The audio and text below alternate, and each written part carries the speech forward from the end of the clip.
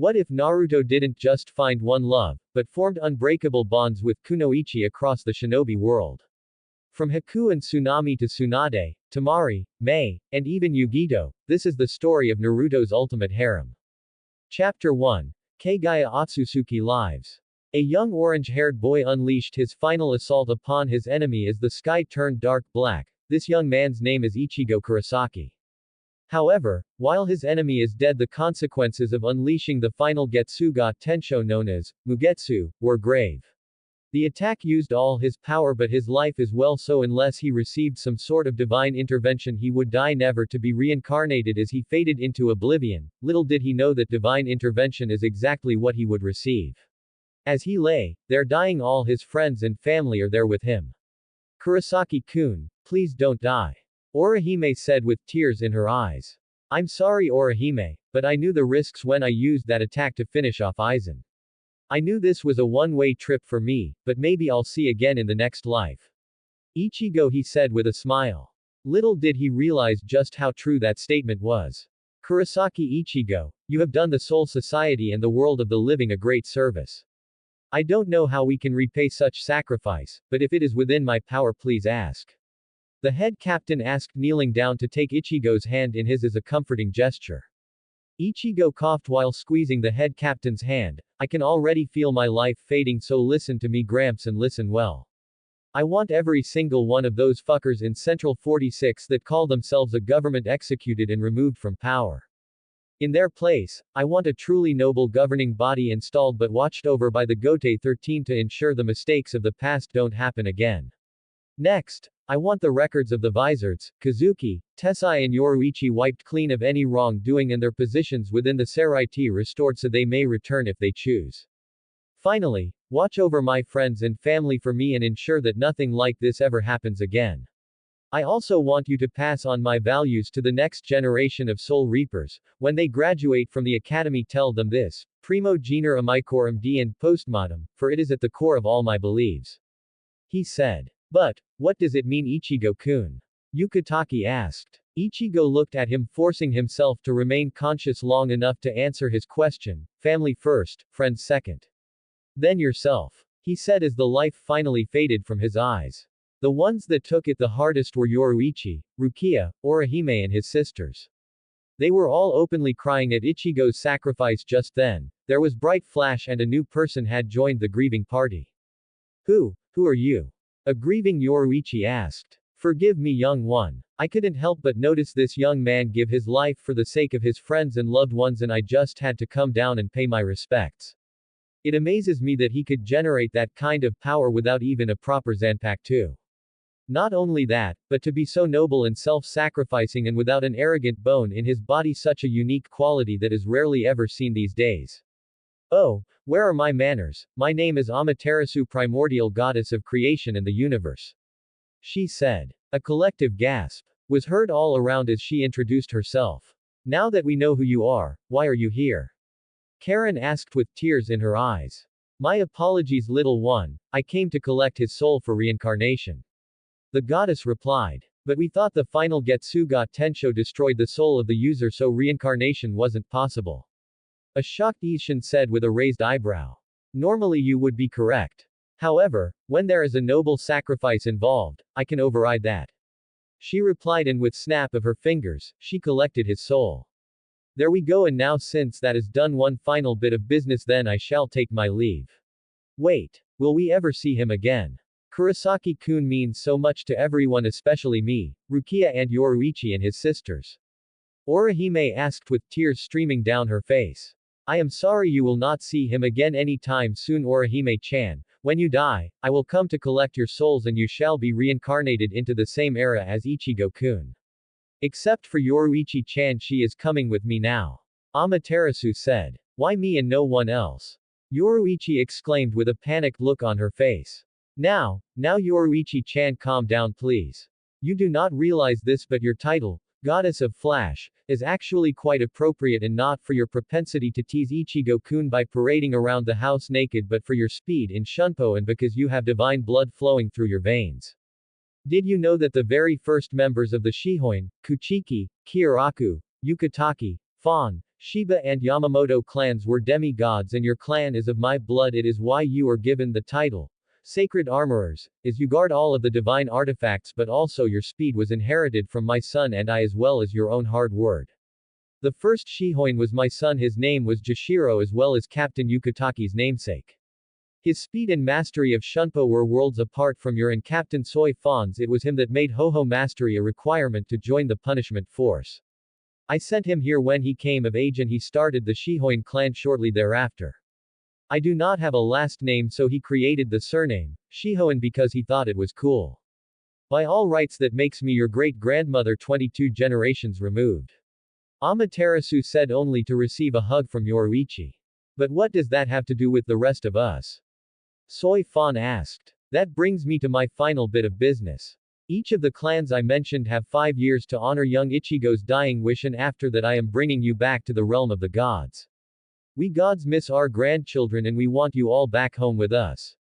Isshinyu will inform Kukaku and Ganju about everything that has happened and move them to Karakura town with you where I will pick all of you up in 5 years. When Ichigo is reincarnated, you cannot be his father nor can Yuzu and Karen be his sisters but the three of you, Kukaku and Ganju can adopt him as a nephew or little brother if you wish so that you can be part of his life. As for the rest of you, I am sorry to say that because you are demigods of minor gods or gods that have already faded you will not live long enough to see his reincarnation but I will reincarnate you into someone close to him and allow you to leave his reincarnation a gift of your choosing. Yamamoto-kun, sadly you only have about 800 years left. I suggest within those 5 years you focus on making peace with my great-grandnephew Yuwatch and his Quincy's, inform Yuwatch has happened and give him this from me. This technique should help you enter the shadows of Soul Society and she tapped his forehead giving the needed knowledge. Goodbye everyone, I will see you in 5 years. She said handing him a glowing golden orb before disappearing in a golden flash. 2 years later. Yama Jii, is it time to complete Ichigo's requests? Kiraku asked. It is. It's just that, what I am about to do I wish I didn't have to. However, Lady Amaterasu demands it so I have to. While I'm gone, I want you, Hana and Captain Kuchiki to execute the members of Central 46. He said tapping his cane before entering the world between the Soul Society and the real world, the Shadow Realm. Halt. Who goes? A low-level Quincy shouted. I am Captain Commander of Gote 13 Shigekuni Genryusai Yamamoto. I have come on urgent business to speak with Yuwatch, please let him know that I am here. Yamamoto replied. Hi. Right away sir. Said soldier exclaimed before running to tell his master. My lord, a Shinigami has arrived and wishes to speak with you. It sounded urgent. The soldier said. Very well. Show him in. Yuwatch replied. Jugram, when our business is concluded kill the Shinigami. Yes, your highness. Jugram replied. Doors to the throne room opened and every Quincy there was speechless to see who it was. Yamamoto. What are you doing here? Yuwatch exclaimed drawing his blade. Hold Yuwatch. I didn't come here to fight. Was the captain's reply. Then why are you here? The Quincy king asked with a questioning but confused gaze. To make peace of course. Was his reply. Ha. You come here after 1,000 years. I expect me to believe you want, especially after our past history. I should kill you right now for your insolence. Yuwatch replied. You could but then you would not hear the message I came to deliver. The aged captain replied as he tossed Yuwatch the orb Amaterasu handed him. The second Yuwatch touched it a holographic message began to play. Hello Yuwatch-kun, I am fairly certain you know who I am so introductions are not necessary. What Yamamoto-kun told you is the truth. He does want peace so please listen to him, he speaks for me in this matter. I will see you in 5 years, be ready to leave by then. I look forward to seeing you then. The hologram said and then disappeared. All of the Quincy's were shocked by this so much so that they couldn't speak. The head captain actually chuckled when he saw this. Oh my. What's the world coming to? The great and powerful Quincy king is speechless. I hope that isn't a sign of the coming apocalypse. The head captain said with a mirthful grin. Ha, very funny Yamamoto. Now why are you here? I seriously doubt it was to deliver Lady Amaterasu's message then leave. Yuwatch replied. You are correct. You know me better than any of the other Quincy, and I know that you have been watching us since our last fight 1000 years ago, so you know that me asking for help from anyone is something my pride wouldn't allow, especially asking for help from you of all people, but that is exactly what I am doing. I need your help, you watch. At this declaration, Yuwat's eyes widened in shock. I must say, given our history, I am shocked, but at the same I am intrigued. Please continue. He replied. I have been given divine authority by Lady Amaterasu and the High Council to make certain changes to the Soul Society, changes that I always believed were needed but C46 would never allow, and that is where you come in. But before he could continue, Yuwatch interrupted him.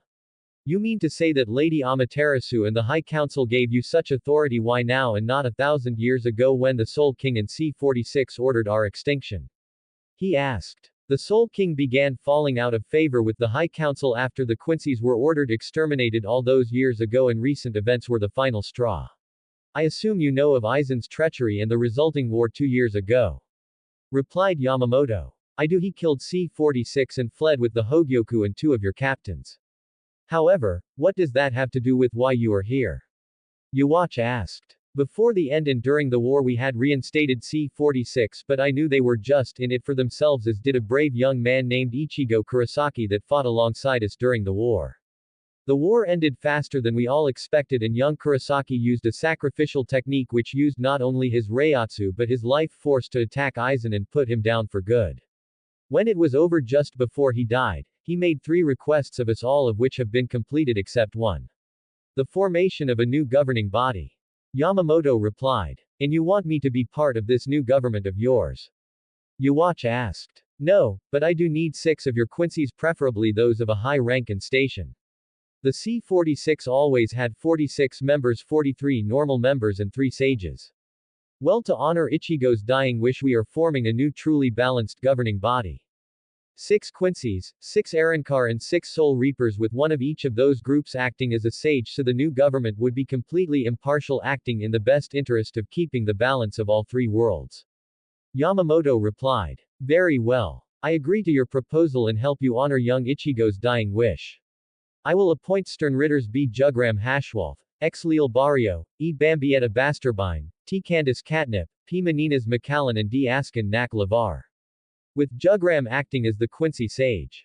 Yuwatch said. Agreed. Yamamoto said. That young boy must have meant a great deal to you for you to be here asking for my help. Yuwatch replied.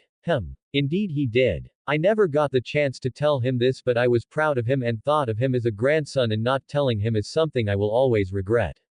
He always did what was right even if it conflicted with the orders he was given, and while he never openly defied orders, he always found a way to bend the rules and do things his way, damn the consequences. I always saw a bit of my younger self in him. It's a shame he had to die putting that bastard Aizen down. If he'd lived, I would have made him my successor. The head captain replied. Wow, if you think that highly of him, I am sorry I never got the chance to meet him. But, why all this talk of a successor? I thought surely you'd outlive all of us. Yuwatch said. You'd think so, but I don't have much time left. I'm old, Yuwatch. I was already 1,000 years old when we had our fight 1,000 years ago. That means I'm 2,100 years old now.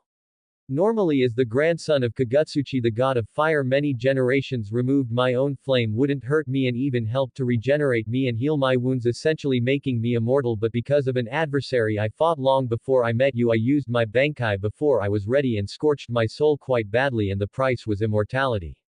I only have 800 years left, which is why I am here now asking for your help in honoring Ichigo's dying wish. When my business is concluded, I plan to retire and live out my remaining years in Takamagahara with my family, maybe teach young gods how to be warriors. He replied. We have an accord, Genryusai. I will send the 6 Quincy we agreed upon to pack their things and leave with you within 20 minutes. Yuwatch said, shaking Genryusai's hand. 20 minutes later they had all arrived back in Soul Society, and the first thing they were told was C46 had been executed. The members of the new governing body were waiting for them at the old C46 complex. Genryusai could tell his last 3 years in Soul Society were going to be interesting. If he only knew how right he was. 3 years later. In the 3 years since the new governing body took over, many changes were made. The biggest change that was made was that C46 was relabeled C18 to accommodate the new members. Amaterasu surprised everyone and deposed the old Soul King, promptly executed him and named Yhwach as his replacement as well as God of Souls, and since he used Quincy for the Royal Guard and the former Royal Guard were elevated in status to High Guardsmen of the Celestial Temple in Takamagahara. Any laws the old C-46 passed were repealed and thrown out and new more lenient ones put in their place.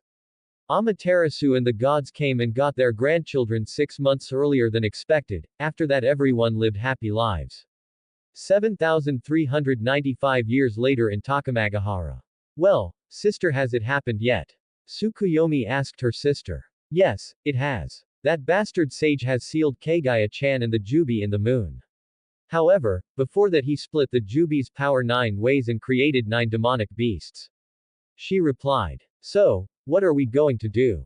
Tsukuyomi asked. First, we are going to wait until that fool is dead and then we will get the tailed beasts' help in reviving their grandmother. Amaterasu replied. But Hagoromo Otsutsuki, that bastard sage has the Rinnegan. He will become a god upon death and not even we can stop it. The moon goddess exclaimed. But that is where you are wrong, sister. Kagaya was goddess when she was sealed. She was granted divinity by me when she ate the fruit of the Shinju and adopted by me, which means the Rinnegan that Hagoromo used was a gift from the gods, a gift that he misused when he betrayed and sealed my daughter his mother. Such betrayal cannot and will not go unpunished. When he dies, he will spend the rest of eternity in our sister's cold embrace and there is nothing he can do about it. Amaterasu replied. 80 years later. Ah. It only took 80 years but I finally died and became a god thanks to my Rinnegan. It is a shame those foolish gods and those idiotic Biju have no idea what I have planned. Akane and her siblings have no idea I was just using them as a means to an end. When the child of the prophecy is born, I will finally make my move and change the heavens in my image and that fool Yhwach and the Soul Society will not stop me. Hagoromo said. Just then he felt a presence behind him and immediately he knew who it was and his eyes went wide.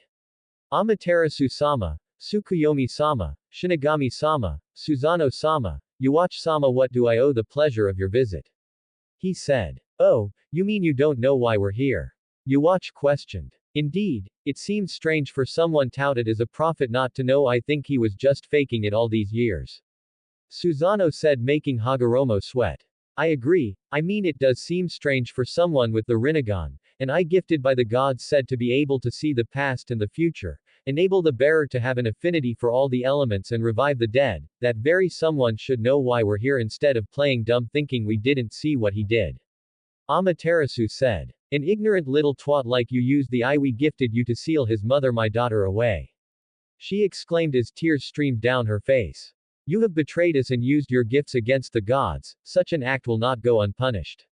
Tsukuyomi said. What do you mean? I did the gods' bidding and sealed away a great evil and you dare accuse me of betrayal. He shouted as he tried to defend himself. Yes, we do accuse you of betrayal. And for that your divinity will be stripped from and I have come to collect you and take you to the underworld for all eternity for your sin against us. The Shinigami said as Amaterasu snapped her fingers and turned Hagoromo into a regular soul. And Shinigami then waved her hand and sent to the underworld to be tortured for all eternity. 20 years later. It has been 20 years since the Hagoromo was stripped of his godhood and sealed away in Yomi, and now the gods stand before 9 fully grown tailed beasts showing them their memories of Hagoromo's conversation he was having with himself. That is what we heard saying to himself right after he died. Now we need your help to right the wrong he perpetrated against my daughter and the Jubi. Amaterasu said. What would you have us do? Akane asked. Simple, I want each of you to give us a portion of your energy so that we may revive the Jubi and separate my daughter from her. That is all, nothing more and nothing less. The sun goddess replied. The Biju agree and poured their energy into a giant ball which was then amplified and fed to the husk that was the Jubi. After a few moments there was a bright flash and before them stood the Jubi in all her demonic glory and next to her stood a beautiful woman with white hair that went to her ankle and 2 horns sticking out of her head, one on either side. You all know what Kagaya looks like so I won't rehash that as she looks the same as in canon. The Jubi was extremely beautiful herself, standing at 5 feet 9 inches tall, long flowing black hair that stopped just below her ass, and 2 gold slited eyes with 3 rings and 9 tomio 3 on each ring. Both women looked up to see where they were and to their surprise they saw the other Biju and the gods. Ama-chan, Oka-chan. Both women shouted as they gave Amaterasu a hug which she gladly returned. Hello Kikyo-chan, Kagu-chan, it is good to see you again, especially considering what that idiotic sage did to you. Amaterasu said. Kagaya, Kikyo, these are the Biju, they helped us rescue you from your confinement. Go on, you lot, introduce yourselves. She said, pointing to the 9 Biju. I am Shukaku, I am Matabi, I am Isobu, I am Son Goku, I am Kokuo, I am Saiken, I am Chome, I am Yuki, and I am Akane. They said, introducing themselves. Thank you for helping to revive us, Kikyo-chan, and we really appreciate it. Kagaya said with a smile as the Buju smiled back. Kagaya-chan, I have good news for you as well as Kikyo-chan and Akane-chan.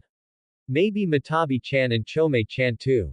Amaterasu said. What do you mean? Her daughter asked. During the time the other gods and I were waiting to free you and Kikyo-chan, I had a vision of a prophecy, a child of prophecy. This child will be of your blood and another shinobi, and both he is destined to change the shinobi world for the better. This man will claim to love you and then betray you, but before doing so he will give you 2 children, a boy the child of the prophecy and a daughter. The daughter you will raise separately to protect her, and the boy will stay in the village of his birth where you will leave instructions for him to be treated like a hero by the village. That request will be ignored and he will be treated like a pariah and beaten severely behind the back of the Hokage for being the container of Akane-chan, until during a particularly savage beating he will activate his bloodline and taken to his home where he will meet his grandmother and grand-uncle from his father's side of the family and taken from the village to train. However, between the time of his birth and the day he leaves the village he will be gifted with many blessings to help on his journey. He will possess many bloodlines as well as many zanpaku too. He will also be arranged to marry the Nibi, Nanabi, Kyuubi, Jubi, and my granddaughter Yoruichi Shihoin, as well as 2 very beautiful Kages and many others. However, before that day comes, I will send you to the human world to pose as an orphaned human girl. I will reverse your aging and seal your memories until the day your children are born. You will still be a goddess, but you will know nothing of your own heritage until the day of the Kyuubi's attack and your children's birth.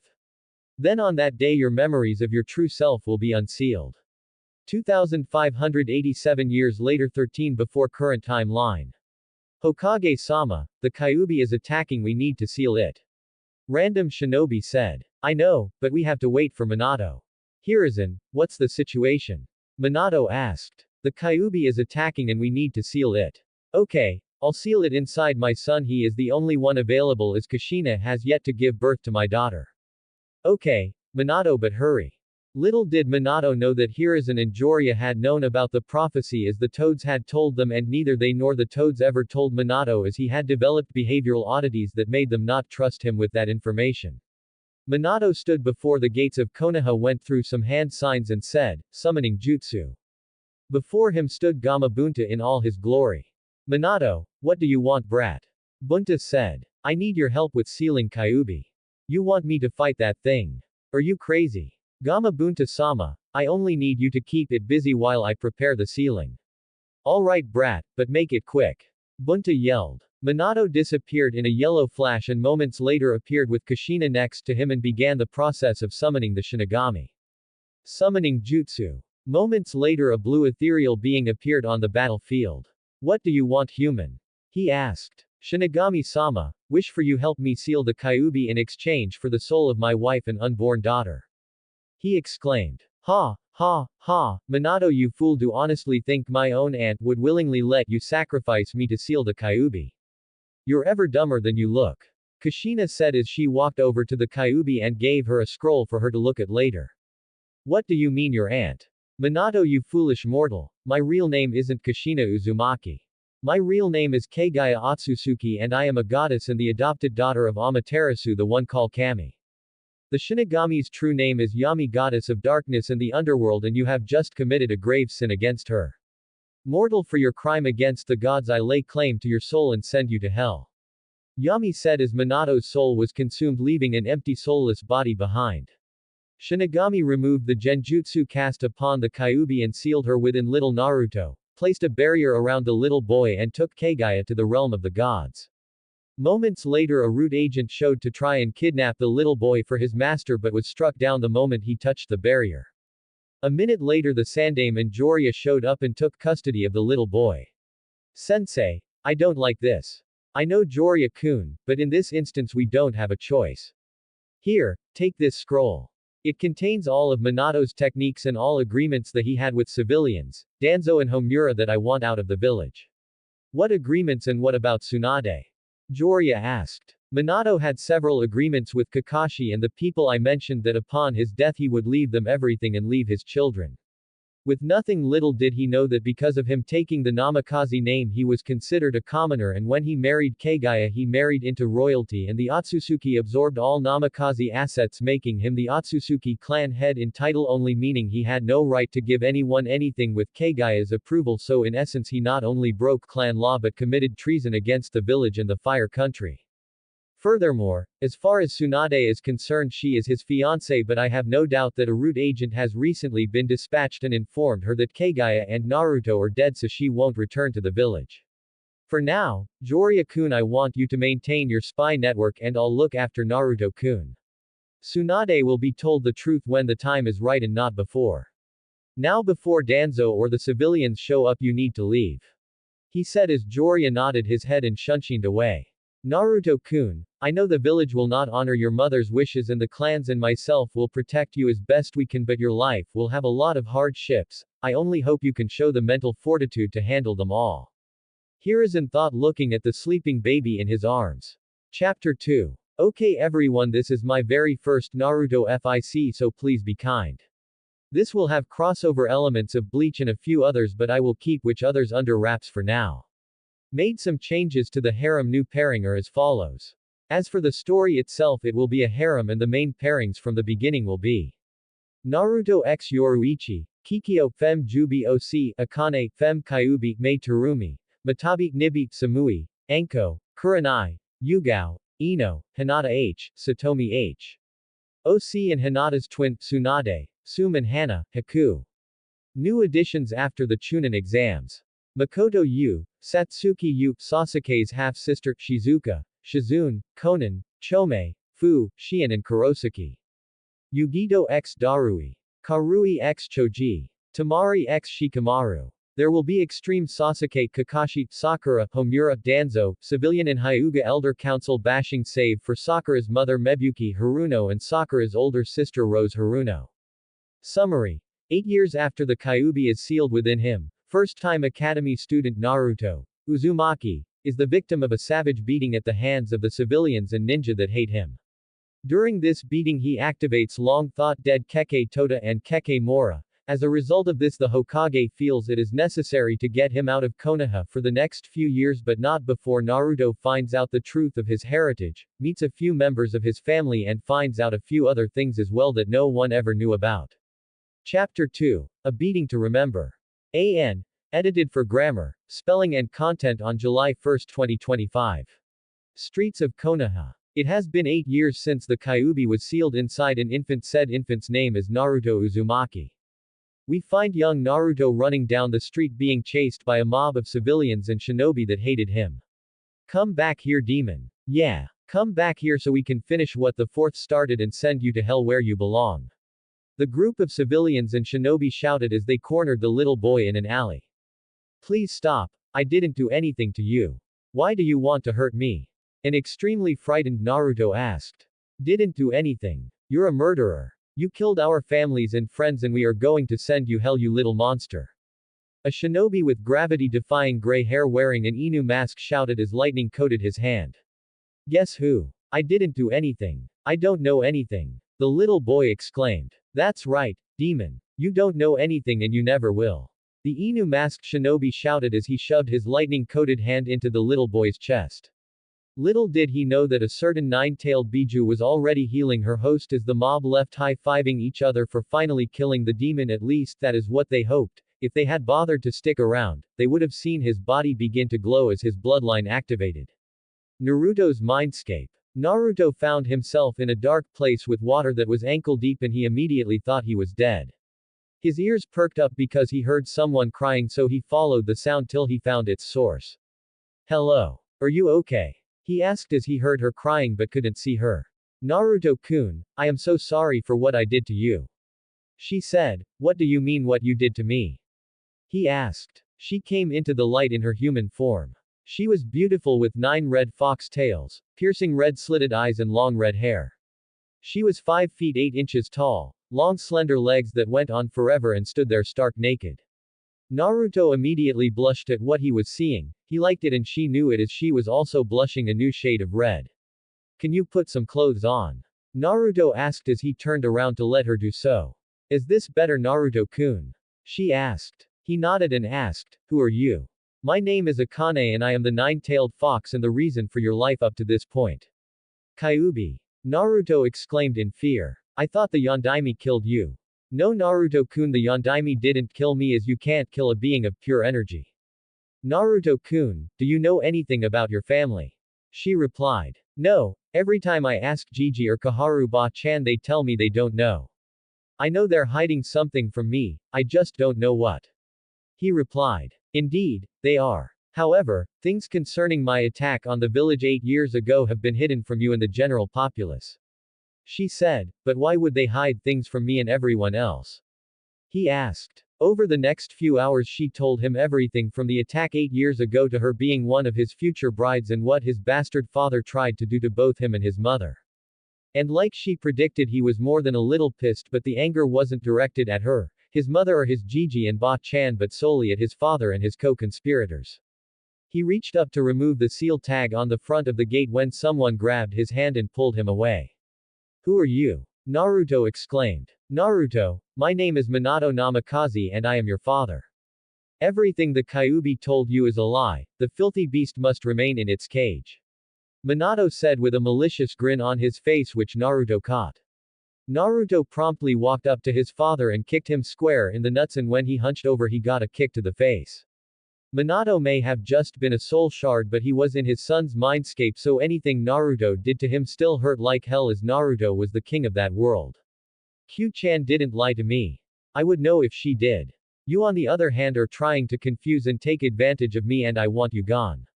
Naruto said. You ignorant little demon, I made this seal. I control this seal and I'm not going anywhere. Minato said as he stalked towards little Naruto. Akane didn't like it and tried everything she could to force that cage open so she could protect her future husband but it wouldn't move an inch. When all hope seemed lost there was a bright flash of light and standing there in all her glory was the Shinigami. Minato immediately feared what was to come. Q-chan, it has been a while. Minato Namikaze, you have stuck your nose in the affairs of others for far too long and it stops right now. She said, waving her hand sending the final piece of Minato's soul to hell. Naruto-kun, your mother cannot wait to see you and when you wake up and leave this village you will meet her and your godfather. I am sorry for what the village has done to you, my cute little maelstrom.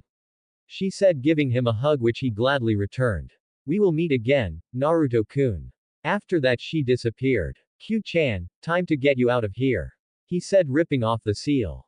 Naru-kun, when you wake up, we will talk further. We have much to discuss. Akane said as she disappeared. Outside the Hokage arrived and saw the carnage around him and his eyes immediately looked to the center of the destruction as a bright light lit up the alley. Naruto. What have they done to you, my boy? You have done nothing to deserve this. He said as 4 more flashes lit up the alley. Who are you? He asked demanded. We are people concerned for the safety of little Naru-kun considering what just happened to him and we have much to discuss but not here, someplace more private. One of the cloaked figures said. Fine, we will go to my office and talk there. Hiruzen said as his Anbu and the cloaked figures disappeared. Now who are you and what is your interest in Naruto-kun? He demanded. Very well, we have come for the purpose of taking him away to get trained. I am Midoriko Uchiha, Minato's mother and Naruto's grandmother. This gentleman next to me is Madara Uchiha, my brother and his grand-uncle. This beautiful woman to my right is the Jubi no Okami also known as Kikyo Otsutsuki the 10-tailed wolf and one of Naruto's fiancés and finally the beautiful red-haired young lady to her right is Akane Otsutsuki also known as the 9-tailed fox also one of his fiancés. Midoriko said. Hiruzen and his Anbu had their jaws on the and not more than a minute after introductions were made Midoriko threw a kunai into the far left bookcase and everyone watched as a blank masked Anbu fell out as everyone looked at her with amazement. What? I did say that we had to talk in private, didn't I? Having one of Danzo's roots spying on us is anything but private. She said as Naruto began to stir. If I may, would it be alright if I sent for others that care for Naruto? Hiruzen asked the female Uchiha, getting a nod. Neko, would you get me Elder Kaharu, Kurenai, Anko, Hana Inazuka and the clan heads and remove your mask when you return? He said. Yes Hokage-sama. She replied. A few minutes later she returned with the mentioned individuals and removed her mask. What's the deal old man? I was just about ready to go to sleep. Anko before looking over to the corner and seeing Naruto lying there with a fresh circular scar on his chest. Old man, what happened to him? She questioned making her way over to her favorite little prankster with tears in her eyes as she ran a hand through his platinum bond-streaked blood-red hair. Judging from that circular scar I think you know what happened to Anko-chan. He replied seeing the look of righteous fury in her eyes. Kakashi, that bastard. When I get my hands on that ignorant fucker, he'll be lucky if I leave him alive let alone able to have kids. She screamed as all the men in the room flinched. Calm down Anko, we'll deal with him later or let Naruto-kun later on when he's strong enough. Right now, though, we have other matters to attend to. Hiruzen replied. Like what Hokage-sama? Hiashi replied. These people wish to take Naruto-kun out of the village for training. He then explained who they were. So, you're the ladies his mother told us about. Madara said. Is Kagaya-chan okay? Kurenai asked. Yes, she is. She was severely weakened after giving birth to Naruto and his sister and had to spend all these years in the realm of the gods but she is fine. However, she is extremely pissed at what this village has done to her son and has said that the ones responsible will pay dearly for it even if it means turning all of Konoha into a smoldering crater. He replied as Naruto woke up. Gigi, what's going on, and why am I not dead? He asked. Naruto-kun, good to see you up my boy. How do you feel? Hiruzen asked. I'm fine, angry but fine. He replied. Hiruzen flinched at that statement hoping his surrogate grandson wasn't angry with him for lying to him all these years as a happy shout rang throughout the room. Akane-chan. Kaharu-ba-chan. Naruto shouted as gave them both hugs. Naruto-kun are you okay? Kaharu asked. No, I'm not. Stupid villagers were being mean to me again. He shouted. Just because Kyuubi was sealed inside me doesn't mean they should hurt me. He said with tears in his eyes. I know kiddo. But you're here and you're okay and that is all that matters. She said as she hugged him tight. Everyone who saw this was smiling and started tearing up as they watched the touching scene before them. Gigi, who are these other people and why are they looking at me like they know me? He asked. His Gigi went into the long story about who the newcomers were and how he had standing marriage contracts with the other young ladies when he came of age courtesy of his mother. Naruto also found out about his mother, what happened to her and why she wasn't there and surprisingly he wasn't mad. He was also told of his father's treachery against him and his mother and immediately hugged his grandmother. Midoriko-ba-chan I'm sorry dad hurt you and Ka-chan. He said. It's okay Naru-chan he got what was coming to him. She said, your mother can't wait to meet you neither can your sisters. His eyes went at that statement. My Ka-san, and my sisters. Yes, here's a picture. She said pulling him into her lap as she showed him a picture. See, this pretty lady here with the white hair is your mom Kagaya, the other young woman with long black hair is your stepsister Naruko and the little girl with long red in a ponytail is your little sister Natsumi. She said, who are these people? He asked. Well let's see. The tall and short young ladies with black hair are your aunts Karen and Kukaku Shiba and the one with auburn hair is your aunt Yuzu, the man next to her is your uncle Ishin, the woman next to him is his wife and your aunt Masaki, the woman next to her with black hair is your cousin Soifun and finally the woman next to her with long purple hair is Yoruichi Shihoin one of your fiancés. She replied. She's pretty. He replied with a noticeable blush. Indeed, she is. She replied with a chuckle. Madara, who had left the room with an ANBU to get Naruto's things, had just returned. Naruto-kun, are you ready to go? We have a lot of training to do and you have family to meet. He said. Madara, how long will you be gone? Hiruzen asked. We will be gone for 6 years so he can take the academy graduation exam when he returns. However, before we leave, we are first making a quick stop at Otsutsuki Manor. Any of you who wish are welcome to join us. He replied. Hokage-sama, I have a gift for you and Kaharu if you'll allow me. Akane said. Getting a nod in response. Because the two of you cared for Naru-kun as much as you did, I wish to reverse your aging back to your prime. She said, touching their shoulders as a red glow lit up the room. When she was finished, Kaharu and Hokage looked to be in their early 30s. After show and tell was over, everyone except Kaharu and the Hokage said their goodbyes and went back home while the remaining two followed Naruto and his family to Otsutsuki Manor. Once there, everyone was led to the weapons vault where they saw katana lining the walls. Kaharu, Hiruzen, as a reward for your dedication and caring towards my nephew, you each are permitted one blade from this room. However, do not try to force a connection. These swords are sentient and they will make the choice based on your own abilities. In fact, some of these blades can even bestow upon their chosen master a kekkei genkei if the right elemental affinities are present, so just walk throughout the room and if you hear a name being said, speak it aloud so a connection can be made. Madara said as they began to walk around the room. It wasn't long before Kaharu had her chosen blade as said blade approached her, the handle crackling with lightning. Blow my enemies away. Arashi no Ojo, Storm Princess, she intoned as she collapsed as her lightning and water affinities enveloped her bodies. Next it was Hiruzen's to choose his blade. He had extremely high affinities with fire and earth, so any blade he received would probably be an earth blade, fire blade, or a combination of the two. Like Kaharu, a blade lit up a bright reddish-orange color and presented itself to him. Smother all of creation in molten rock. Kazan no Kami, volcano god, he intoned, and shortly after he collapsed just as Kaharu did. Madara Oji-chan, are Gigi and Kaharu ba-chan okay? Naruto asked, giving his uncle a pleading look. With a smile and a ruffle of his nephew's hair he said, yes Naruto-kun, they are just fine. The act of being chosen by their blades has given them both a kekkei genkei, and while their bodies get used to the changes, they are unconscious to prevent them from feeling any discomfort due to said changes, but they should wake up any minute. Will that happen to me? Naruto asked. No kiddo, it won't. It isn't needed as the kekkei genkei you activated earlier this evening gives you access to those bloodlines and several more like it. Madara replied. While we wait for them to awaken, why don't you go and pick your own? Naruto nodded and ran off. A few moments later Naruto returned with 7 blades cradled in his arms. That was fast. His uncle said. Was I supposed to be slower? Did I do something wrong? Naruto said. No Naru-kun. Your uncle just means that no one has ever done that as fast as you. Akane said. Which blades chose you? Let's see, the big black one is Zangetsu ni, the Daisho pair is Kaden Kyokutsu-chan, the short sword with the tassel at the end is Benihime-chan, the red one is Senbon Yum-chan, the Wakizashi is Ryukatse-chan, the ice blue blade is Kori no Ryu or Kori-chan, and the last one is Ten-Hai no Tori, Heavenly Fire Bird, or Tori-chan. He said with a grin on his face. You don't do anything half-assed, to you, Naruto-kun? Madara asked with a smile. I guess not. The boy replied with a foxy grin. About that time Hiruzen and Kaharu woke up.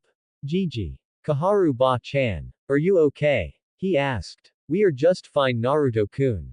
We just had a lot of training to do and our new swords had a lot of information to pass on to us just as yours will for you. Kaharu said as they all left Otsutsuki Manor and headed back to the Hokage's office with Hiruzen and Kaharu under a henge.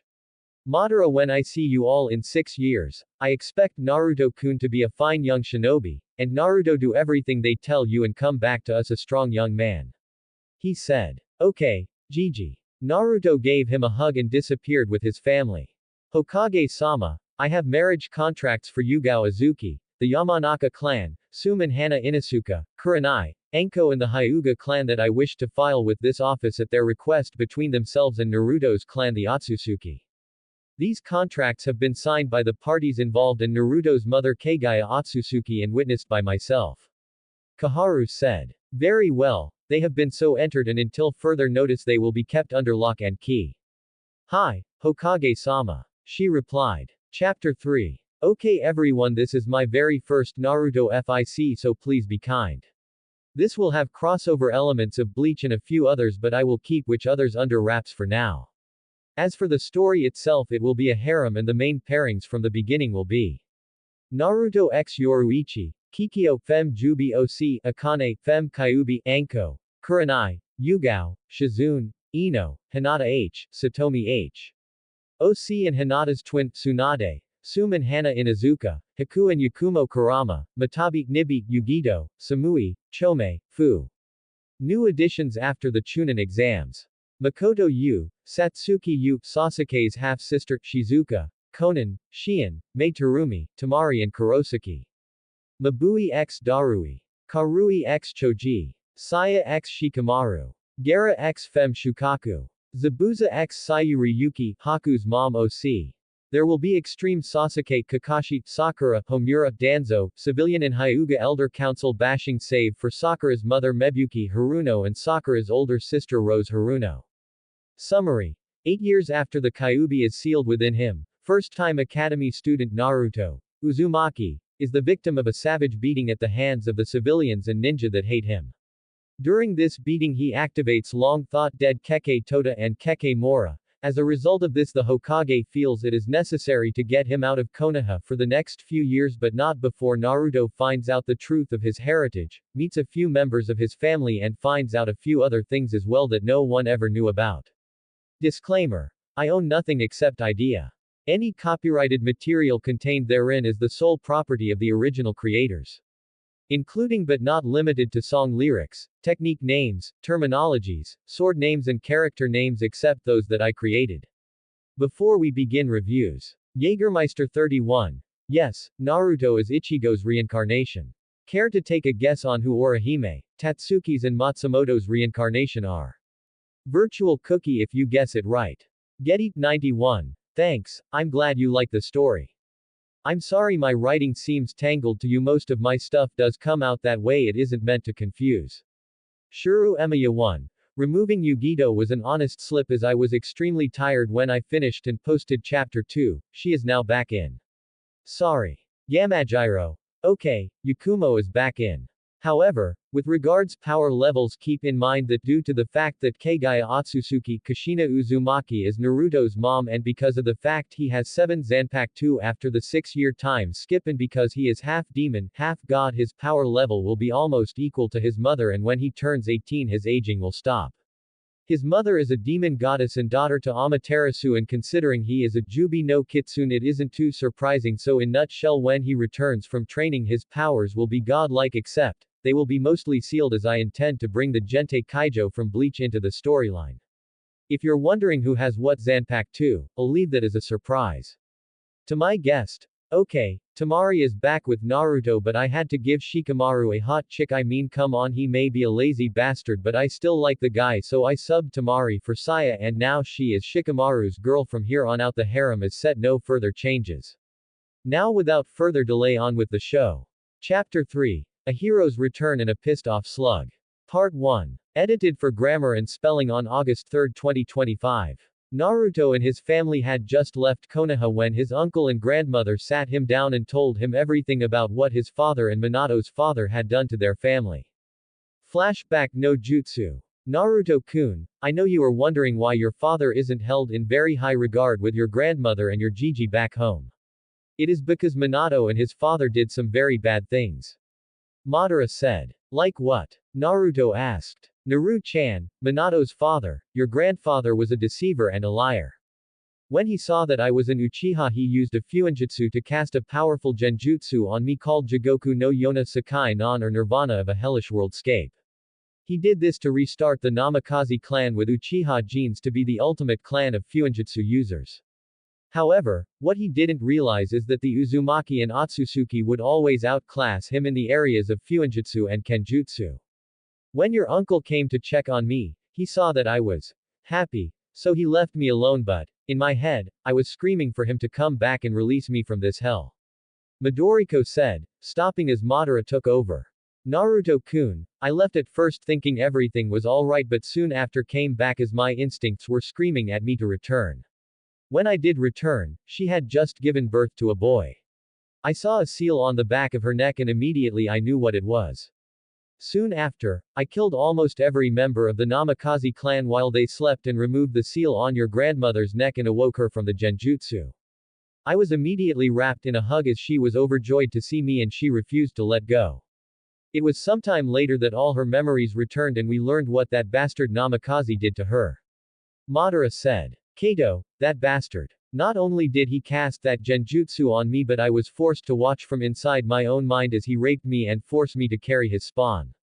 When your granduncle arrived, he used his Fuinjutsu knowledge, which was on par with Akashi Uzumaki, his mentor in Fuinjutsu and head of Uzumaki clan at that time, to permanently seal any chance of Minato unlocking the Sharingan.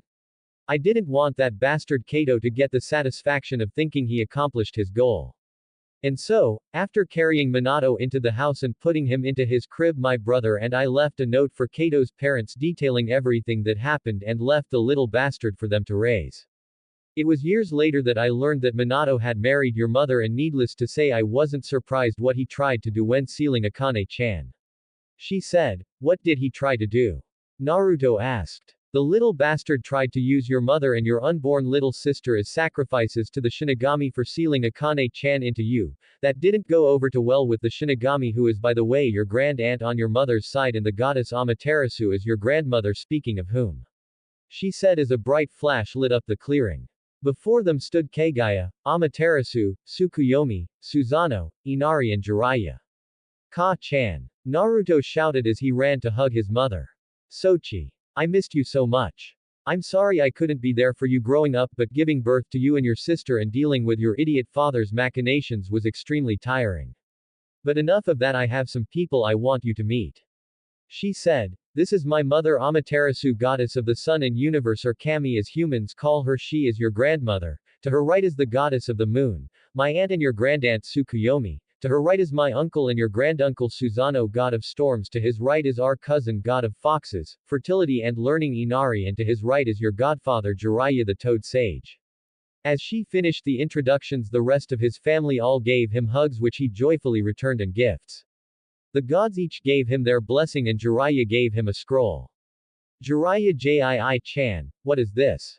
He asked. "That kiddo is a scroll-filled jutsu scrolls and you idiot father's signature techniques, all of which I will teach you and your sister, also the toad summoning contract for both of you to sign if you want," he replied with a warm smile, only to receive a hug in return from his godson. "Thank you, thank you, thank you," was Naruto's excited reply. "You're welcome, kiddo. Now let's get to Uzu so you can meet your sisters, your fiancé Yoruichi, and start your training," he said as they all conversed and talked about his training and what expected of him both during and after. As they walked into Uzu a week later, they were in awe at what they were seeing. 3/4 of Uzu was still in ruins, but the remaining fourth was a huge compound with training grounds and a massive jutsu vault. All in all, the whole thing was so big that the Uchiha and Hyuga compounds could fit inside comfortably. "Oni-chan!" A gleeful shout was heard as they walked into the compound, as Naruto was soon tackled to the ground. The little girl soon looked up with a big grin on her face as Naruto soon realized who she was. "Natsumi-chan?" he asked, unsure. "Hi, Oni-chan," she replied as Naruto hugged her for dear life. Once the two were acquainted, Yoruichi introduced herself and hugged her fiancé, which was happily returned. Soon after, Naruto introduced herself as well as the other members of his extended family from the picture he was shown, and then they got to work discussing his and his sister's training. "Naruto-kun, you and Natsumi's training will look something like this," Madara said, holding up a chart. Year 1. Physical conditioning. Chakra control. Year 2. Chakra control and physical conditioning with weights starting at 20 pounds on each limb. Gravity and resistance seals at level 1. Ninjutsu, Genjutsu E.D. ranks. Fuinjutsu. Kenjutsu, Zanjutsu, basically the same thing I know, but in this instance two different styles, one passive and one aggressive. Kido. Taijutsu. Hakuda. Ho-ho. Zanpakuto Communication 101. Year 3. Start using shadow clones while training, no more than 500 clones. Chakra control and physical conditioning with weights 40 pounds on each limb. Gravity and resistance seals at level 2. Ninjutsu, Genjutsu E.D. and C ranks. Fuinjutsu Intermediate. Kenjutsu, Zanjutsu Intermediate. Kido Intermediate. Taijutsu Intermediate. Hakuda Intermediate. Ho-ho Intermediate. Zanpakuto Training for Beginners Original plus 6 clones. Year 4. Training using shadow clones increased from 500 to 1500. Chakra control and physical conditioning with weights 80 pounds on each limb. Gravity and resistance seals at level 4. Ninjutsu, Genjutsu E.D., C and B ranks. Fuinjutsu Intermediate. Kenjutsu, Zanjutsu Intermediate. Kido Intermediate. Taijutsu Intermediate. Hakuda Intermediate. Hoho Intermediate. Zanpakuto 2 Training Intermediate Original plus 6 clones. Year 5. Training using shadow clones increased from 1500 to 5000. Chakra control and physical conditioning with weights 160 pounds on each limb. Gravity and resistance seals at level 5. Ninjutsu, Genjutsu E, D, C, B, A and S ranks. Fuinjutsu Expert. Kenjutsu, Zanjutsu Expert. Kido Expert No Incantation. Taijutsu Expert. Hakuda Expert. Hoho Expert. Zanpakuto 2 Training Expert Original only with all 7 blades. Year 6. Training using shadow clones increased from 5000 to 10,000. Chakra control and physical conditioning with weights 320 pounds on each limb. Gravity and resistance seals at level 7.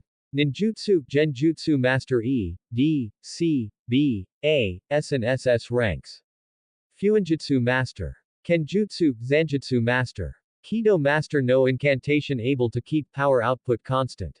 Taijutsu Master. Hakuda Master. Hoho Master. Zanpakuto 2 Training Master all 7 blades. Everyone heard a whistle and turned to Jiraiya. That's crazy Madara. Don't you think that is a little extreme? He said. Not really, since he already promised to come back strong, not to mention the fact that he needs this kind of extreme training to master his Kekkei Mora Dojutsu the Ryugan and all its variants. Madara replied. Madara-ji-chan. What's the Ryugan? Naruto asked. Well Naruto-kun, the Ryugan is a variant of your mother's Rinne Sharingan and you activated it during your last beating at the hands of the villagers but you cannot control it.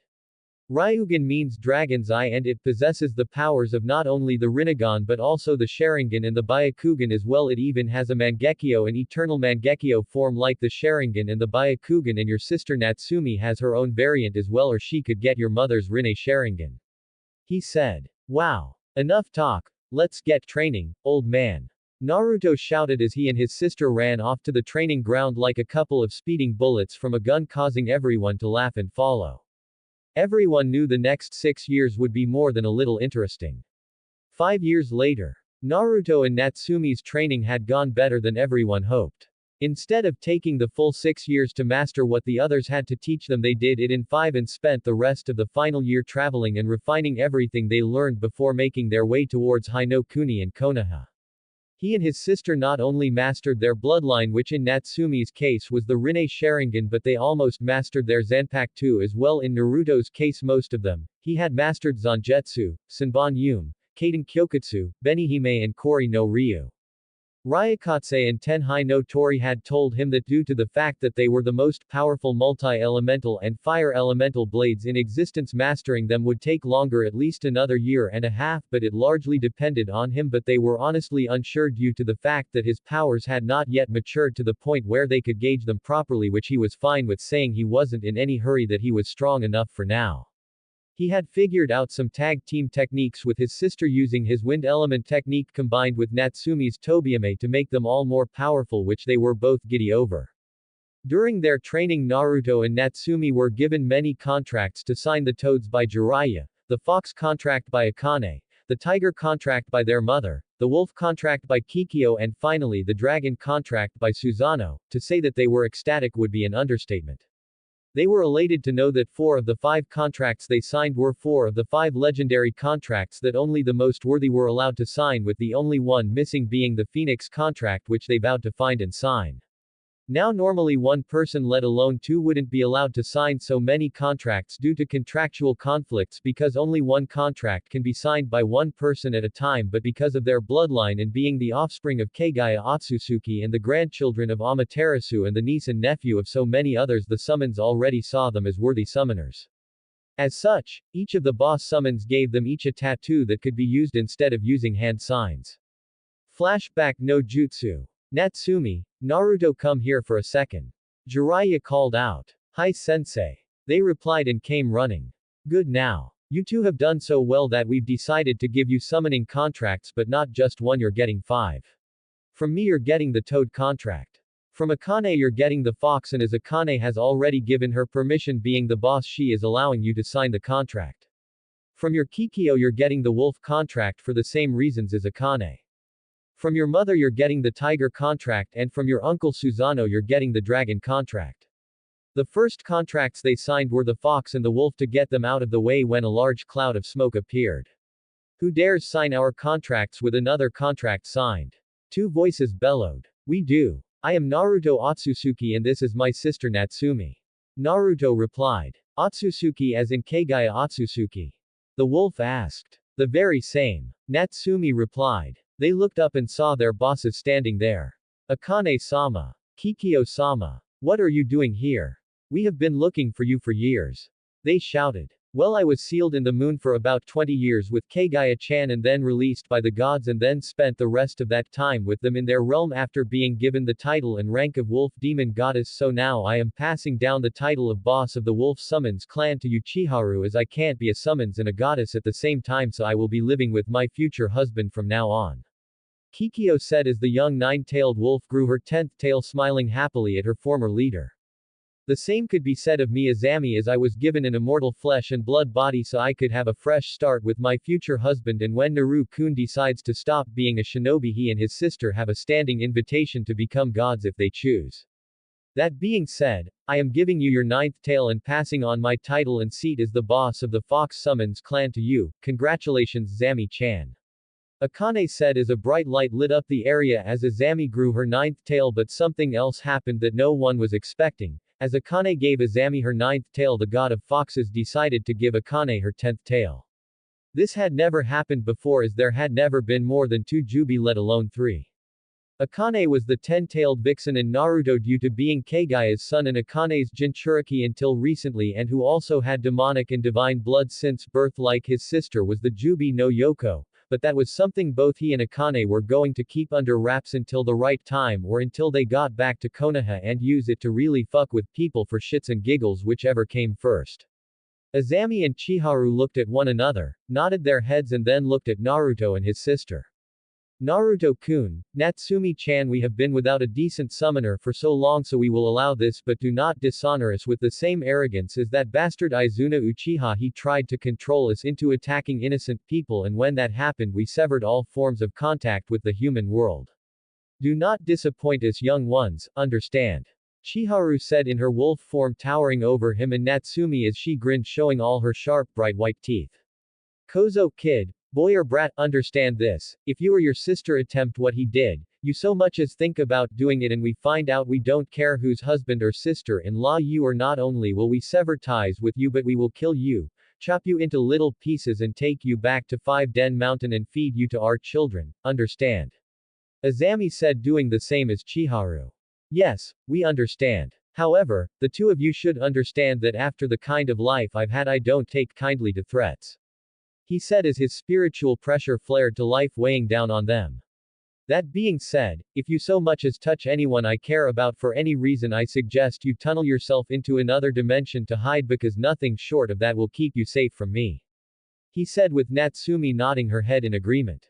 All right kids, you pass. Chiharu said. What? Naruto and Natsumi said, confused. You passed. You see Naruto-kun, after our problems with Izuna we didn't completely cut ourselves off from the human world, but we did hide our contract somewhere only the bosses or the gods could find. And after that we came up with a plan to test the next summoner to see if he was worthy, and judging from the look in your eyes when you threatened us, we saw that you cared more for your precious people than yourself, therefore we find you worthy of being our summoner. Summon us if you need help. Good luck Naruto-kun. Azami said before she and Chiharu went back to 5-Den Mountain. After that he and Natsumi signed the remaining 3 contracts and were given various tests they had to pass to be accepted as summoners. For the toads it was a test of resolve. For the tigers it was a test of courage. Finally, for the dragons it was a test of intellect. All of which he and his sister passed with flying colors.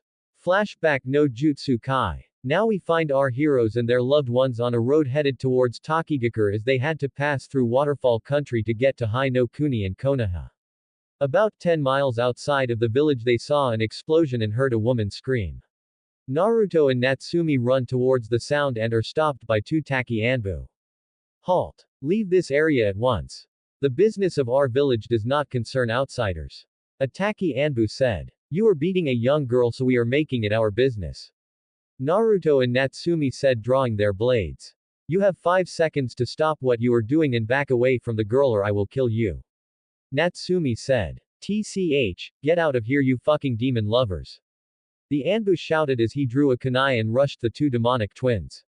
You got that wrong, we aren't demon lovers, we are demons, you ignorant fool. Naruto said as he and Natsumi revealed their demonic features. Naruto showed that he had blood red ears and 10 fox tails with platinum blonde tips. His sister Natsumi had platinum blonde wolf ears and 8 tails with purple tips. Well, look here boys, more demons for us to kill. Hold still freak, I will try and put you out of your misery as slowly and painfully as possible, then the boys and I will have some fun with your women once we are done breaking them, they will be our personal fuck toys. The Anbu said. Now anyone that knew Naruto knew that was something that you just didn't say in front of him. Oh no, here we go, you really shouldn't have said that. Yoruichi said. Why not babe? You are gonna be my woman after we kill these 3 demons. A random Taki nin replied. I doubt that. For one thing I can tell by your posture and how you carry yourself that you like your friends or a pussy that has never had a real woman before, so I know for a fact that you could never satisfy me. Naruto-kun has many times and it felt so good. Yoruichi replied with a lustful grin as she hugged Naruto from behind. Naruto stepped forward, unsheathed his blade and said, Okiro, Benihime. You idiots will not live past today. He said and vanished only to appear a few seconds later sheathing his blade with a click as 3 of the Taki nin all fell to pieces. Snap! Tobiame. Natsumi said, releasing her blade and launching a fireball at the 3 remaining Taki nin. Futon, Datapa. She said as the wind combined with Tobiame's attack caused an explosion that turned her enemies to ash. They then walked over to the young woman that was being abused. Excuse me miss, are you okay? He asked. She instantly backed up screaming, no stop. I've done nothing wrong, don't hurt me anymore. Hey relax. I won't hurt you. Come on, let's get you looked at and get you home. He said holding out his hand as she timidly took hold of it and him in a strong embrace shaking the entire time. He took her to his mother so she could be healed. Ka-chan, can you help this young woman? She is a ninja and her comrades were beating her for fun. Of course, Sochi. Now come here dear and lay down. Kagaya said as she began to heal her. Tell me, young one, what is your name? My name is Fu. She said. Well Fu-chan, as soon as we get you healed, we will get you home okay? She said. No. Don't send me back to Taki anywhere but there. She said with fearful tear-soaked eyes. Tell me Fu-chan, did they hurt you in Taki? She asked. They did more than just hurt me. She said looking down at her crotch. Fu-chan, did they rape you? Midoriko asked as Fu nodded and began to cry. Our village leader, a man named Shibuki, told the villagers they could do whatever they wanted to me. The bastard even took his own turn, but thanks to Chome-chan the damage was reversed, my hymen restored and the pregnancy was aborted before the fetus even had a heartbeat. Fu said. Excuse me Fu-chan, I'll be right back. Midoriko said. A few moments later Midoriko found herself standing in the middle of Taki. Can I help you stranger? Shibuki said. Yes, you can die for me. Collaboration Kaden, Mijin Bunri, particle separator. She said, jumping into the air and launching a ball the size of a softball at the center of Taki before using flash step to outrun the blast. The moment the ball hit Shibuki it exploded with enough force to leave nothing but an empty crater in its wake wiping Taki off the map. What she didn't know was that deep underground is where the real hidden village was and what was on the surface was just for show and everyone she killed were nothing more than blood clones, so in the end she basically destroyed an empty village which would be rebuilt in the coming months. Chapter 4. Okay everyone, this is my very first Naruto FIC so please be kind. This will have crossover elements of Bleach and a few others but I will keep which others under wraps for now. As for the story itself it will be a harem and the main pairings from the beginning will be Naruto x Yoruichi, Kikyo, Fem Jubi Oc, Akane, Fem Kyubi, Anko, Kurenai, Yugao, Shizune, Hinata H, Satomi H. OC and Hinata's twin, Tsunade, Sum and Hana Inuzuka, Haku and Yakumo Kurama, Ino. New additions after the Chunin exams. Mikoto Yu, Satsuki Yu, Sasuke's half-sister, Shizuka, Konan, Chome, Fu, Shion, Mei Terumi, Matabi, Nibi, Yugito, Samui, Temari and Kurosaki. Mabui x Darui. Karui x Choji. Saya x Shikamaru. Gara x Fem. Shukaku. There will be extreme Sasuke, Kakashi, Homura, Danzo, civilian and Hyuga elder council bashing save for Sakura's mother Mebuki Haruno and Sakura's older sister Rose Haruno. However, Sakura will be redeemed fairly quickly. I decided Sakura will side with her mother and sister this chapter and turn against her father, thereby accepting Naruto as an older brother figure. Summary. 8 years after the Kyuubi is sealed within him, first-time academy student Naruto, Uzumaki, is the victim of a savage beating at the hands of the civilians and ninja that hate him.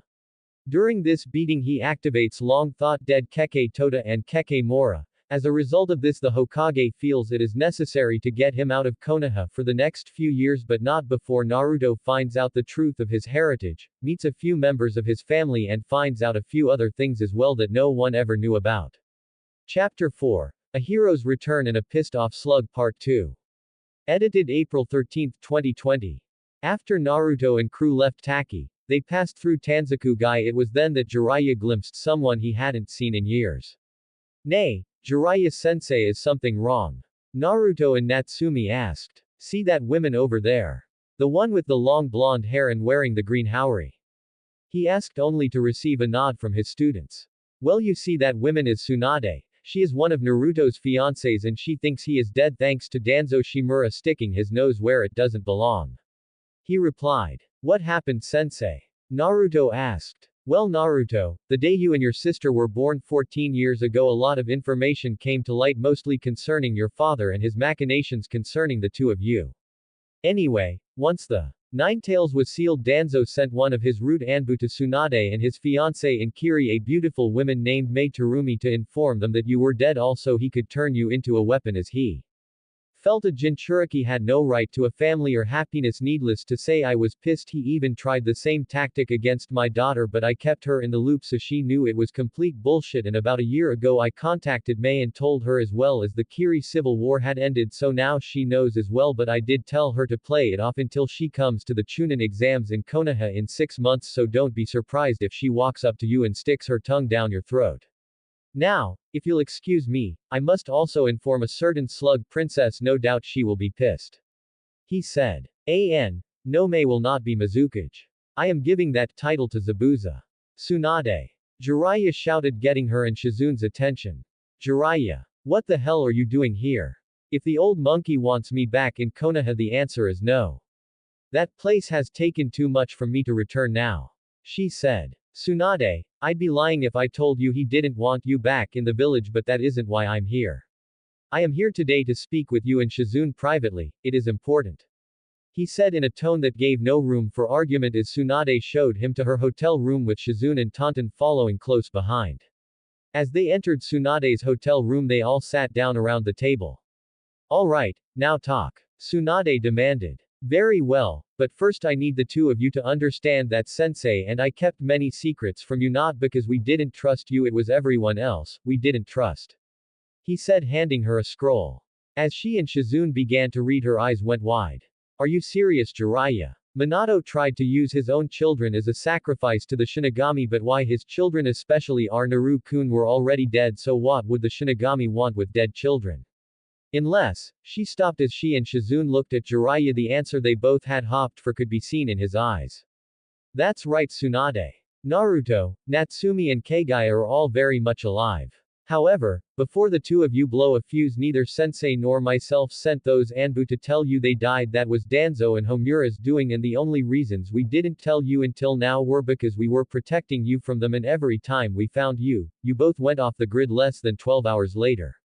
Do you have any idea how irritating it is trying to find someone that doesn't want to be found? He said, only to receive a tear-filled hug from both ladies. So, are they here with you? They asked, overjoyed to see Kagaya, Natsumi and their mutual fiancé. Indeed, they are in a shared hotel room in the next hotel. He replied as they tried to run him over to get to him. Wait, you don't know which room? I'll take you to him. Jiraiya led them to the room and opened the door and was about to usher them in until Tsunade pushed her way past him and immediately locked eyes with Kagaya. Kagu-chan. She and Shizune said with tears in their eyes, and with speed no one knew they had. Both women embraced Kagaya in a tearful reunion. Shish. Shish. It's okay, Su-chan, Shizu-chan.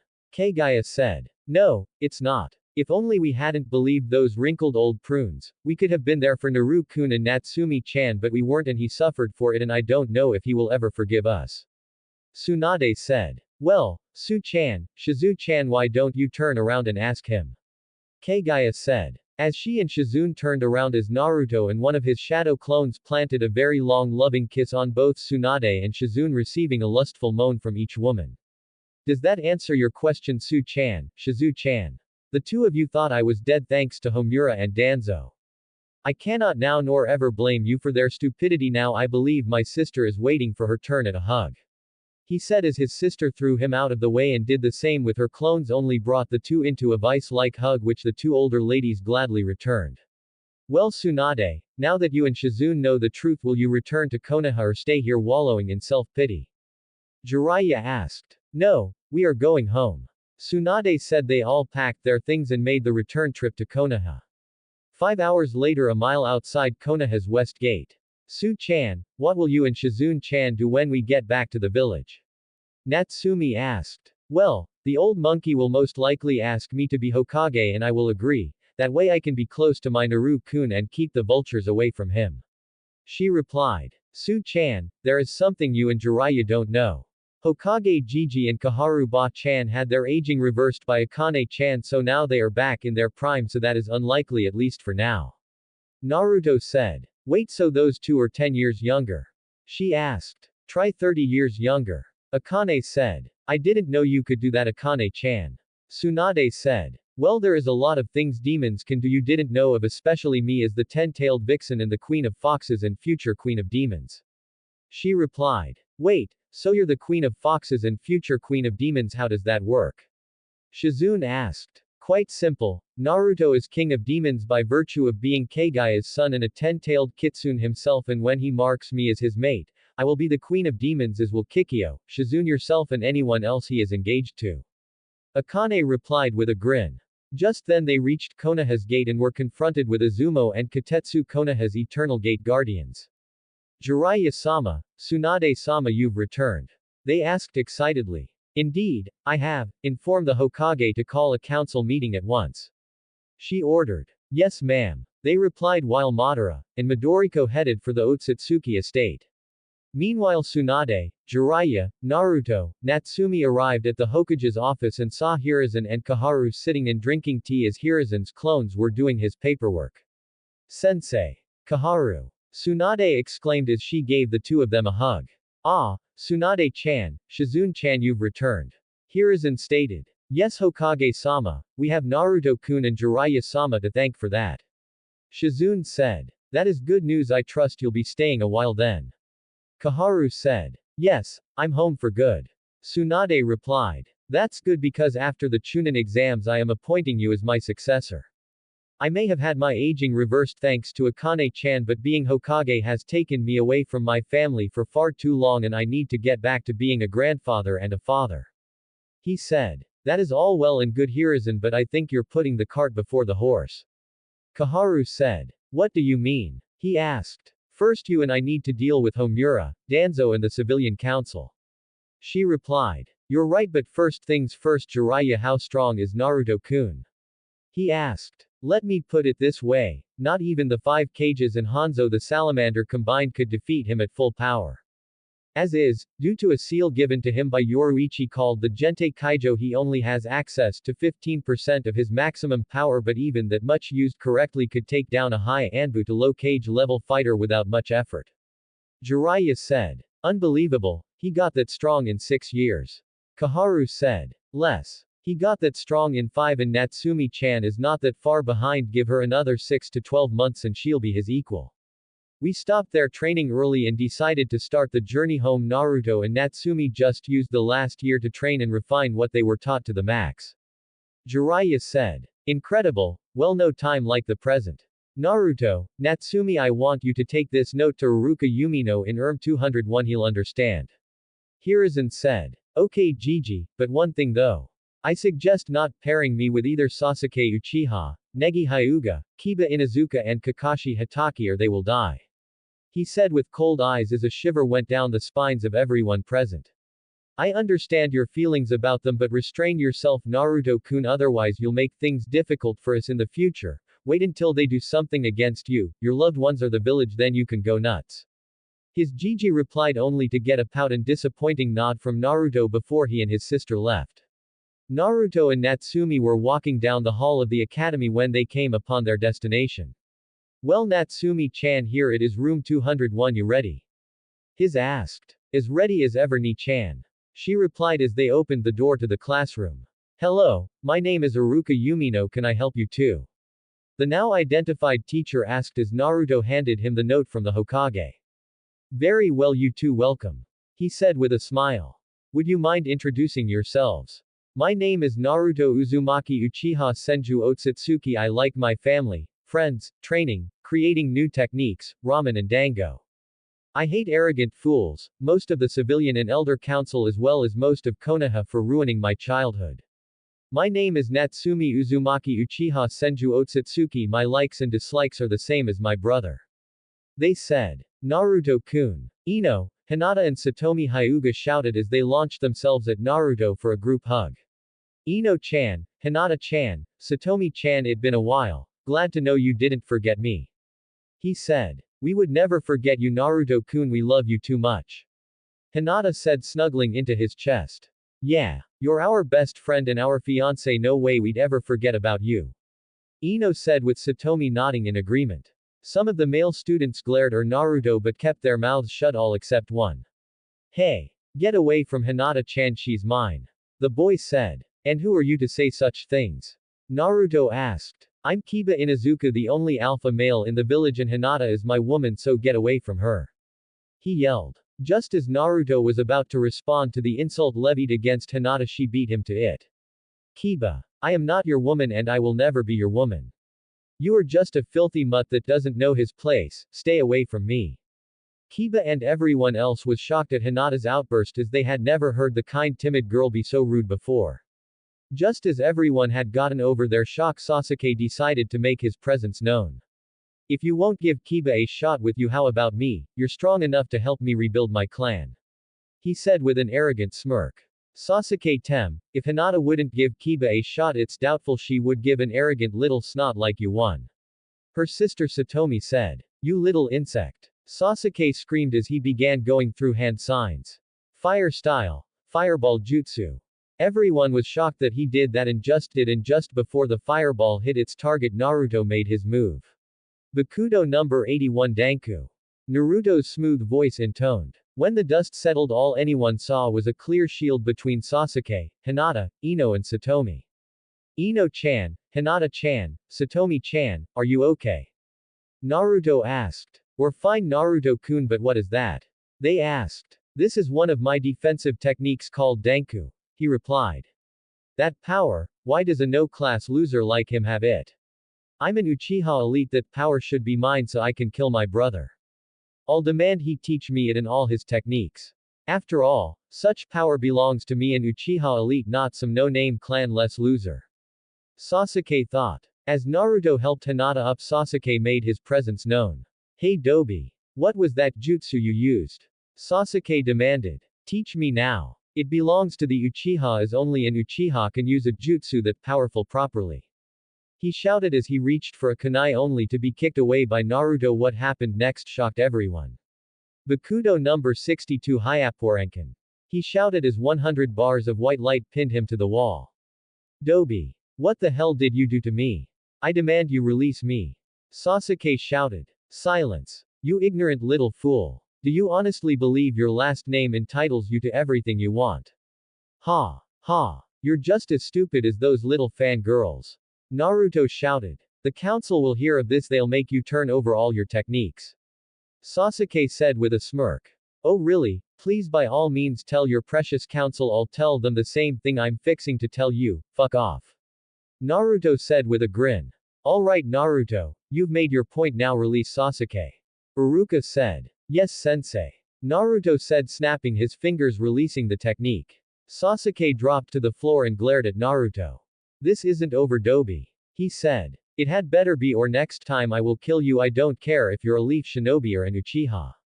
Naruto said as he grinned and flared his power before returning to his seat. Okay everyone, now we will begin the Genin exam. The first part is a written exam. Uruka said as his assistant Mizuki passed out the exam. As Mizuki got to Naruto he gave him his exam with a sneer on his face which Naruto caught, but he also discovered the genjutsu on the pages he took his exam. It took him all of 10 minutes to complete the exam, so he kicked back and relaxed for the next 50 minutes. Alright everyone, pencils down. Uruka said as he and Mizuki collected everyone's test, but when Uruka got to Naruto and collected his test he was shocked. Naruto, this is a Jonin exam, where did you get this? A Jonin exam, really? This was the paper Mizuki-sensei handed me, though I had to get rid of a genjutsu that was cast over it before answering any questions. He replied. Uruka turned and glared at Mizuki and said, we will discuss this later. All right everyone, outside to the target range. He said. When your name is called, step to the line, pick up 5 shuriken and 5 kunai and throw them at the targets. Uruka said, "An. The rest of the test happened exactly as in the manga, anime, so I won't bother writing it." When the test was over, Sasuke made a beeline for the elders and the civilian council chambers. Meanwhile in the Hokage's office, Kikyo, Akane, Yoruichi, Kagaya, Midoriko and Madara had arrived to give their reports about their students to the Hokage. Kikyo, Akane, Yoruichi, Kagaya, Midoriko, Madara, it's good to see you again after 6 long years, so tell me what's new. Hiruzen asked. So much that none of us know where to start. Yoruichi said. How about the beginning? That's always a good place. Jiraiya quipped, only to get smacked in the back of the head by Tsunade. Very funny, Toad. Just wait till I tell your wife you'll never again know the pleasure of sex or feeling of her heavenly mounds as they are squished against your chest. She replied. Jiraiya immediately paled hearing this and begged her not to say anything. Yoruichi grinned that Cheshire grin she was famous for and began giving her report, which being a goddess wasn't required as she didn't answer to him, but considering how her future husband considered him to be his grandfather and since she also respected him, she did so anyway. Well Hiruzen, since you already know about Naru-kun's and Natsumi-chan's progress, telling you about it is a moot point. However, I will say due to their own ignorance Taki is currently nothing more than a dust-filled crater. She said as Hiruzen and Kaharu paled. Explain now. He exclaimed. It is quite simple. On our way home this week we passed by Takigakure and Naruto happened to come upon the Jinchuriki of the 7 tails, this young lady right here being beaten mercilessly by ninja from her own village. She said, pointing to Fu.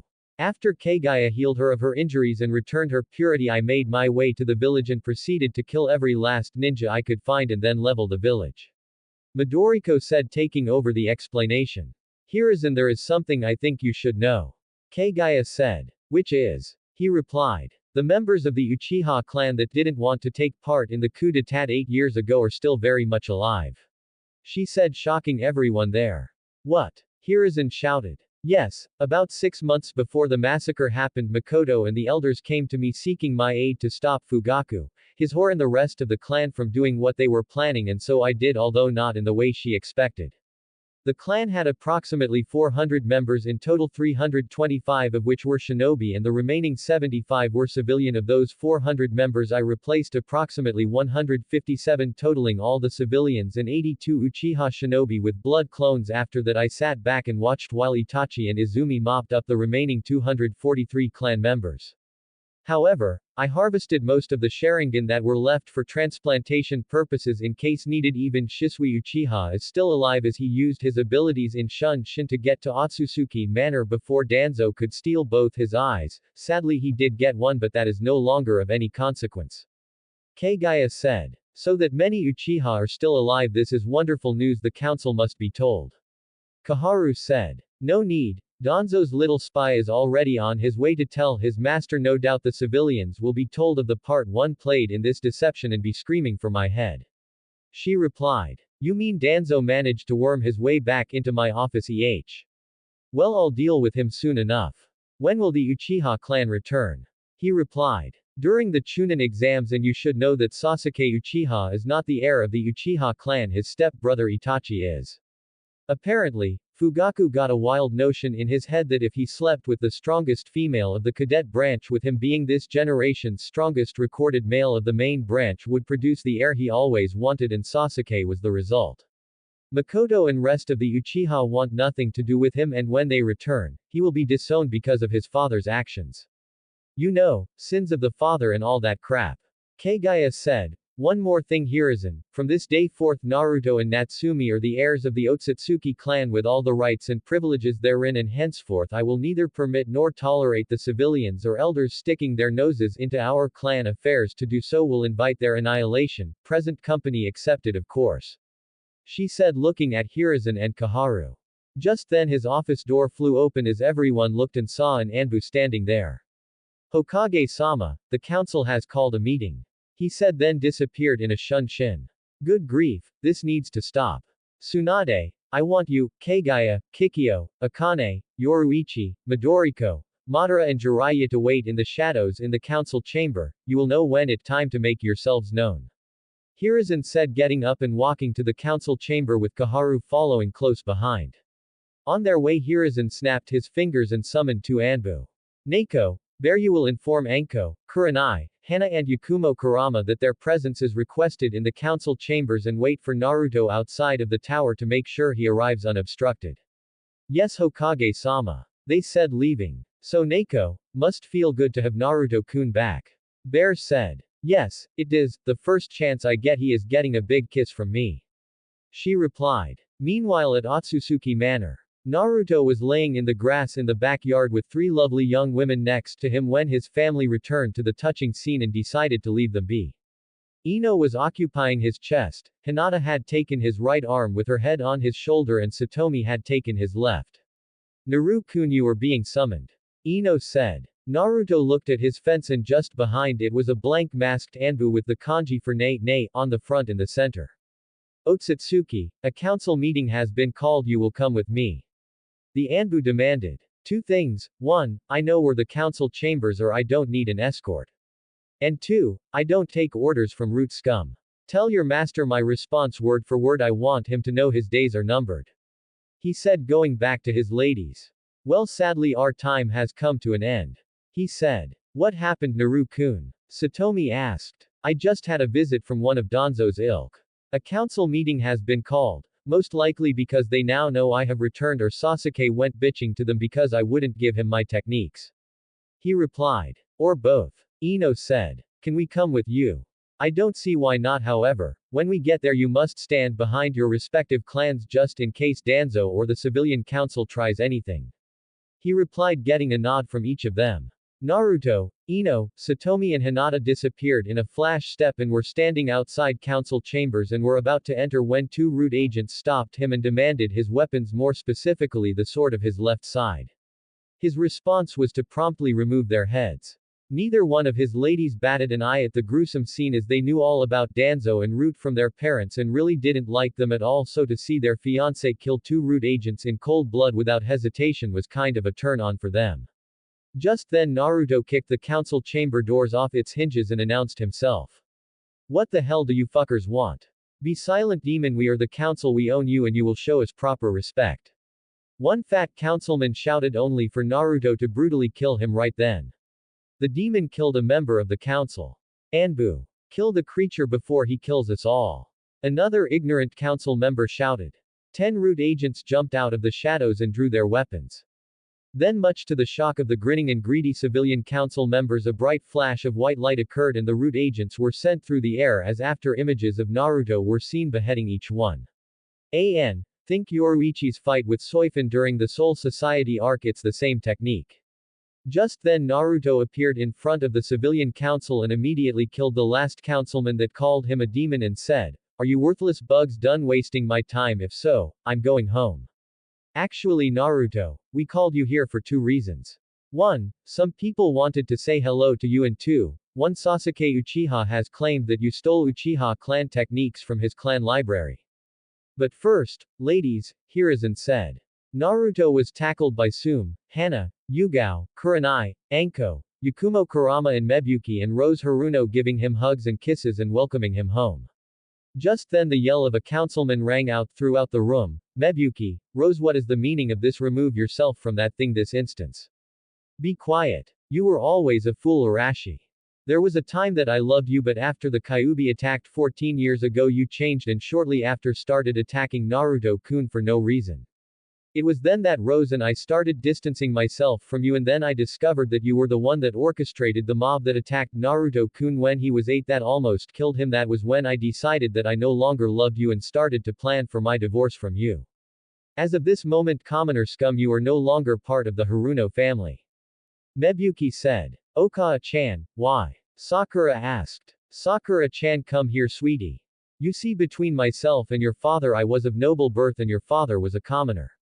When we married, clan law dictated that when he married into our family that he shed his family name and take the Haruno name, as I was clan heir and next in line to be head, and he would be clan head in name only. In our marriage agreement there was a clause that stated that in the event of a divorce that your father was to lose his parental rights and be banished from the clan with only what brought into the marriage and nothing more. As of this moment that thing is no longer your father due to violating our most basic tenet. He took part in the neglect and physical abuse of a child, and not just any child, the son of Kagaya Otsutsuki, or as we all knew her, Kushina Uzumaki, and my godson. K. Sakura's redemption right here. You mean? Sakura asked with a gleam in her eye. Yes, Sakura-chan, since Naruto-kun is my godson, that makes you and Rose his god siblings. Since he is a week older than you, he is technically your older brother in all but blood. She said, knowing that Sakura was happy as she always wanted a brother, and she promptly gave Naruto a hug. The silence in the room was palpable as no one knew any of this. The shock came when the reveal of Naruto's mother came to light, as everyone knew who Kagaya Otsutsuki was. She was the mother of chakra and a goddess, making Naruto a demigod and grandson of Amaterasu, or as everyone knew her, Kami. What remained of the civilian council and the elders Danzo and Homura already had an ace in hole, or at least they thought they did, and being the greedy bastards they were, decided to bring it up. I mean, Sasuke was getting his techniques, why not take their pound of flesh as well? Alright Naruto, now that is done, we have other business. Hiruzen said. Oh right. The ignorant little crow thinks I will give him what he wants simply because of his family name. Honestly, the answer to such ludicrous demands is no. I will not give him my techniques, I will not teach him my techniques, and no, I didn't steal them, as they were always in the possession of my clan, and with my clan they will stay, and that is final. If we're done here I'm going home. Naruto said. Just a minute boy, you do have quite a few things that don't belong to you and we want them returned. Danzo said. Oh, and what would that be? As far as I know everything in my possession belongs to me, so I have no idea what you could be talking about. Naruto said with a devilish smirk. I'll handle this one, Naru-kun. Kagaya said as she and Tsunade, Kikyo, Akane, Yoruichi, Midoriko, Madara and Jiraiya appeared from hiding places within the council chambers. Chapter 5. Okay everyone, this is my very first Naruto FIC, so please be kind. This will have crossover elements of Bleach and a few others, but I will keep which others under wraps for now. As for the story itself, it will be a harem, and the main pairings from the beginning will be Naruto x Yoruichi, Kikyo Fem Jubi OC, Akane Fem Kyuubi, Anko, Kurenai, Yugao, Shizune, Hinata H, Satomi H. OC and Hinata's twin, Tsunade, Sum and Hana Inuzuka, Haku and Yakumo Kurama, Ino. New additions after the Chunin exams. Mikoto Yu, Satsuki Yu, Sasuke's half-sister, Shizuka, Konan, Chome, Fu, Shion, Mei Terumi, Matabi, Nibi, Yugito, Samui, Temari and Kurosaki. Mabui x Darui. Karui x Choji. Saya x Shikamaru. Gara x Fem. Shukaku. There will be extreme Sasuke, Kakashi, Homura, Danzo, civilian and Hyuga elder council bashing, save for Sakura's mother Mebuki Haruno and Sakura's older sister Rose Haruno. Summary. 8 years after the Kyuubi is sealed within him, first-time academy student Naruto Uzumaki is the victim of a savage beating at the hands of the civilians and ninja that hate him. During this beating he activates long-thought-dead Keke Tota and Keke Mora. As a result of this, the Hokage feels it is necessary to get him out of Konoha for the next few years, but not before Naruto finds out the truth of his heritage, meets a few members of his family and finds out a few other things as well that no one ever knew about. Chapter 5. Angry slugs, introductions and blades given. Previously on Naruto. Konoha's Jubi no Kitsune. Oh right. The ignorant little crow thinks I will give him what he wants simply because of his family name. Honestly, the answer to such ludicrous demands is no. I will not give him my techniques, I will not teach him my techniques, and no, I didn't steal them, as they were always in the possession of my clan, and with my clan they will stay, and that is final. If we're done here, I'm going home. Naruto said. Just a minute boy, you do have quite a few things that don't belong to you and we want them returned. Danzo said. Oh, and what would that be? As far as I know, everything in my possession belongs to me, so I have no idea what you could be talking about. Naruto said with a devilish smirk. I'll handle this one, Naru-kun. Kagaya said as she and Tsunade, Kikyo, Akane, Yoruichi, Midoriko, Madara and Jiraiya appeared from hiding places within the council chambers. Present. Just what does my son have that you claim belongs to you, Danzo? Kagaya asked. Before he died, your husband made an agreement with all of us that your estate and all monetary assets would become the property of Konoha for us to do with as we please, and we have the written agreements to prove it. Danzo said with an arrogant smirk. You mean these agreements? Kagaya said, producing a sealed scroll, noting the look of shock on the Warhawk's face. Danzo, you and the rest of the idiots in this room failed to realize one very important thing. And that would be? He asked. Oh, nothing much, just the fact that since I was and always have been the head of the Otsutsuki clan and Minato was the head only on paper, you are not entitled to anything. She said as she burned the scroll in her hand, destroying any proof of the documents the scroll contained. What have you done? One of the civilian counselors screamed. We needed that money for the civilians. Fool. Since none of you know clan laws, allow me to give you a crash course. My clan, the Otsutsuki, was the first shinobi clan of this world, as well as the progenitor of every Kekkei Genkei in existence, and in terms of noble status we are higher than even the daimyo of Hai no Kuni, as is the branch clans under our banner, whereas the Namikaze is a very low-level noble clan compared to us. They are nothing more than commoners. When we married, he took my name instead of me taking his, therefore making him the head of the branch family with no real authority beyond that, since the overall decisions on the direction the clan took in the present as well as the future still rested with me as the true head of the clan. When Minato made those agreements with you all, he not only challenged my rights and status as head of the clan but also that of my children as my heirs. Were he not already dead, I would kill him myself. Kagaya said. Anbu. Kill this whore. A civilian council member shouted. As three Anbu made their move, the Hokage made his and killed the offending Anbu and civilian that gave the order. Hiruzen, what is the meaning of this? You just killed your own ninja. Homura shouted. Wrong, and it's Hokage-sama to you. The ninja of this village answer to me and me alone. Any ninja that follows the orders of the civilian council is not one mine and will be killed on charges of treason, just as those three were. I am Hokage, my word is law. This is a ninja village, and as such it is a dictatorship, not a democracy. Is that clear, Homura? Hiruzen replied. Yes, Hokage-sama. He replied. But Hokage-sama, what about our agreements with Minato? As the agreements were not legal in the first place, they are null and void, he said. When he said this, the civilian half of the council erupted into chaos. Silence. Since Minato was not head of the main branch of the clan and just the head of the branch family, it was not legal under Konoha law for him to enter into any agreement with any of you on behalf of the clan, and the moment he did constituted as treason against the clan and against Konoha for such a gross violation of our laws. Each and every one of you knows the laws just as I do, and the moment you signed those agreements it was considered treasonous, and as such, I could have all of you executed right here. However, as I am merciful, I shall refrain. I did not, however, say that Tsunade couldn't punish you for your crimes against her. He said. Hiruzen, what crimes did we commit against Tsunade? Danzo asked. That's Hokage-sama to Danzo, but since we are on the subject, why don't I let Tsunade tell you herself? He said as everyone looked at the Slug Queen. You want to know what crimes you committed against me, do you?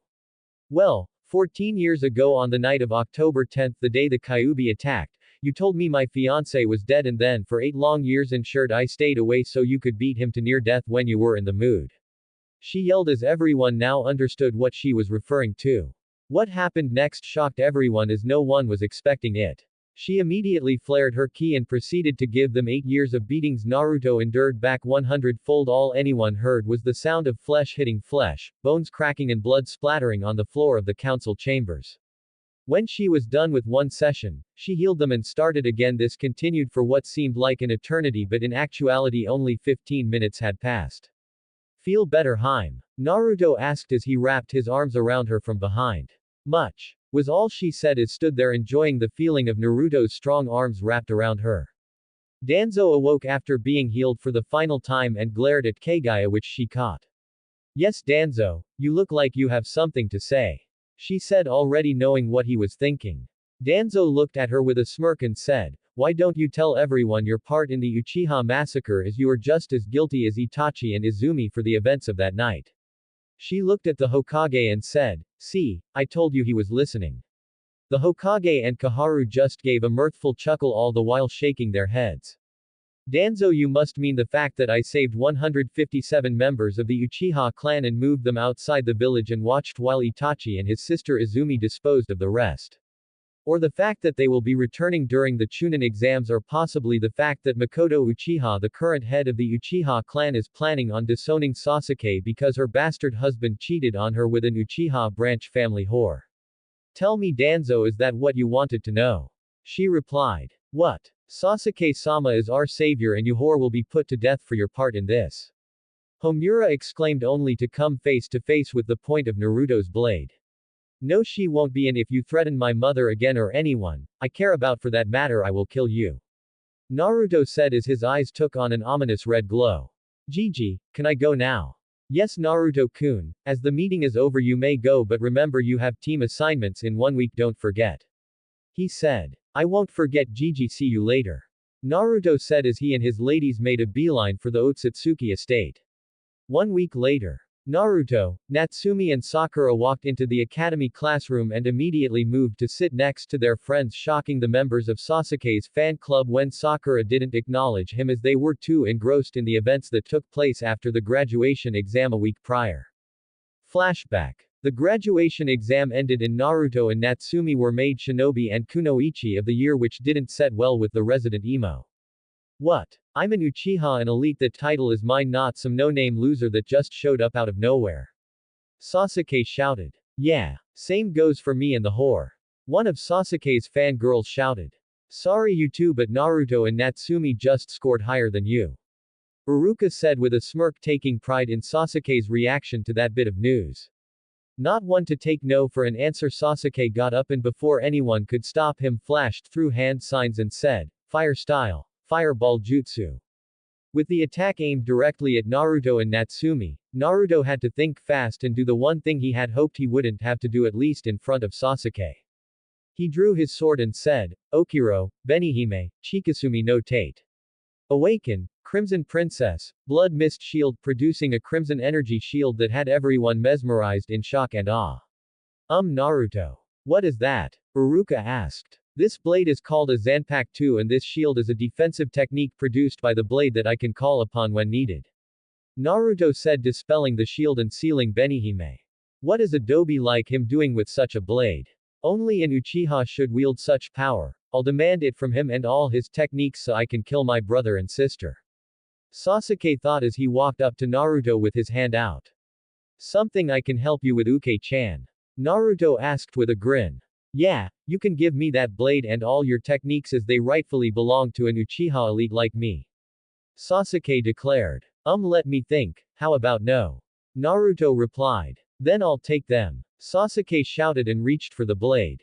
As soon as his hand touched Benihime's hilt, a burst of energy came from the sword and cut his hand, causing him to leer back and scream in pain. Ah! What did you do to me? He screamed. Me? Why, I didn't do anything to you, that was all Benihime. You see, Benihime is a sentient sword and she can decide whom she allows to wield her, and she has deemed you unworthy.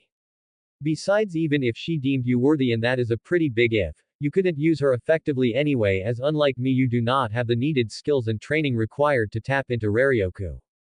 Naruto replied. Naruto-kun, what is this Ryoryoku thingy?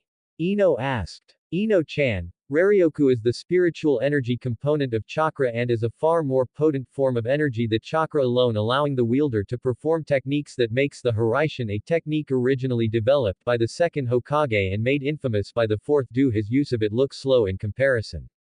Naruto said, shocking everyone, including oddly enough Sasuke and Kiba, into silence, considering both had a habit of shooting their mouths off. This isn't over, Dobi. I will go to the council with this and they'll make you give me what I want, count on it. An enraged Sasuke said. Ni-san, I thought you said you'd kill him if he did this again. Natsumi said. You are correct, I did. However, thinking back on it, I've realized that if I leave him alone, he'll most likely get himself killed before I could do anything. Besides, I gave Hokage Gigi my word that I personally wouldn't act unless he really fucked up, which he hasn't yet, but rest assured he will, and when he does, I will remove his head. Although, I may not have to anyway. Once the true facts about the massacre come to light, all his support will go away anyway, so I'll just sit back and watch as he self-destructs on his own. Naruto said with a grin resulting in a glare from Sasuke. Flashback end. Iruka and Mizuki walked in and saw that everyone was in an uproar. Having had enough, used his big head jutsu to shut everyone up. Be quiet. All of you. You are shinobi, not children, act like it. Now, if all of you will shut up, I'll tell you what teams you will be on. Teams 1 through 6 are unimportant. Team 7 is Sasuke Uchiha, Saishimura and Amy Ishikawa. Your Jonin sensei is Kakashi Hatake. Team 8 Hinata Hyuga, Kiba Inuzuka and Shino Aburame. Your Jonin sensei is Kurenai Yuhi. Yes. I got Hinata-chan, and you don't. What do think of that, Dobi? Now I can make her mine. Kiba shouted. Kiba. Hinata shouted with her Byakugan on full blast, getting his attention. If you try anything, I'll neuter you slowly with a rusty kunai. With a sadistic grin on her face, Hinata took note of how quickly every male in the room save for Naruto crossed their legs. Now that the class idiot has shut his mouth, I'll continue. Iruka said. Team 9 is still in circulation. Team 10 is Ino Yamanaka, Shikamaru Nara and Choji Akamichi. Your Jonin sensei is Asuma Sarutobi, and finally, due to their scores, Team 11 is Naruto Otsutsuki, Natsumi Otsutsuki, Sakura Haruno, Yakumo Kurama and Satomi Hyuga. Your Jonin senseis are Anko Midarashi, Midoriko Uchiha, Yugao Azuki and Naruko Otsutsuki. I wish all you good luck and good fortune on your careers. Iruka finished as Mizuki left. Before leaving, Mizuki looked back at Sasuke, knowing how pissed the little brooding emo was at Naruto getting special treatment, and hatched a plan to use him. He would get the forbidden scroll and deliver the little brat to Orochimaru. 2 birds, 1 stone, if he only knew how that plan would blow up in his face. Immediately after Iruka and Mizuki left, Naruto and his teammates got up to leave. Where are going, Dobi? Sasuke asked. My teammates and I are going back to Otsutsuki Manor to meet up with our senseis, not that it is any of your business. Naruto replied as he and his teammates left. As they left, they ran into the other senseis, well, everyone except Kakashi, and stopped to warn them. Kurenai sensei, Asuma sensei. He greeted. Naruto, you and Natsumi are doing well, I hope. Asuma said. Yeah, but I needed to warn you.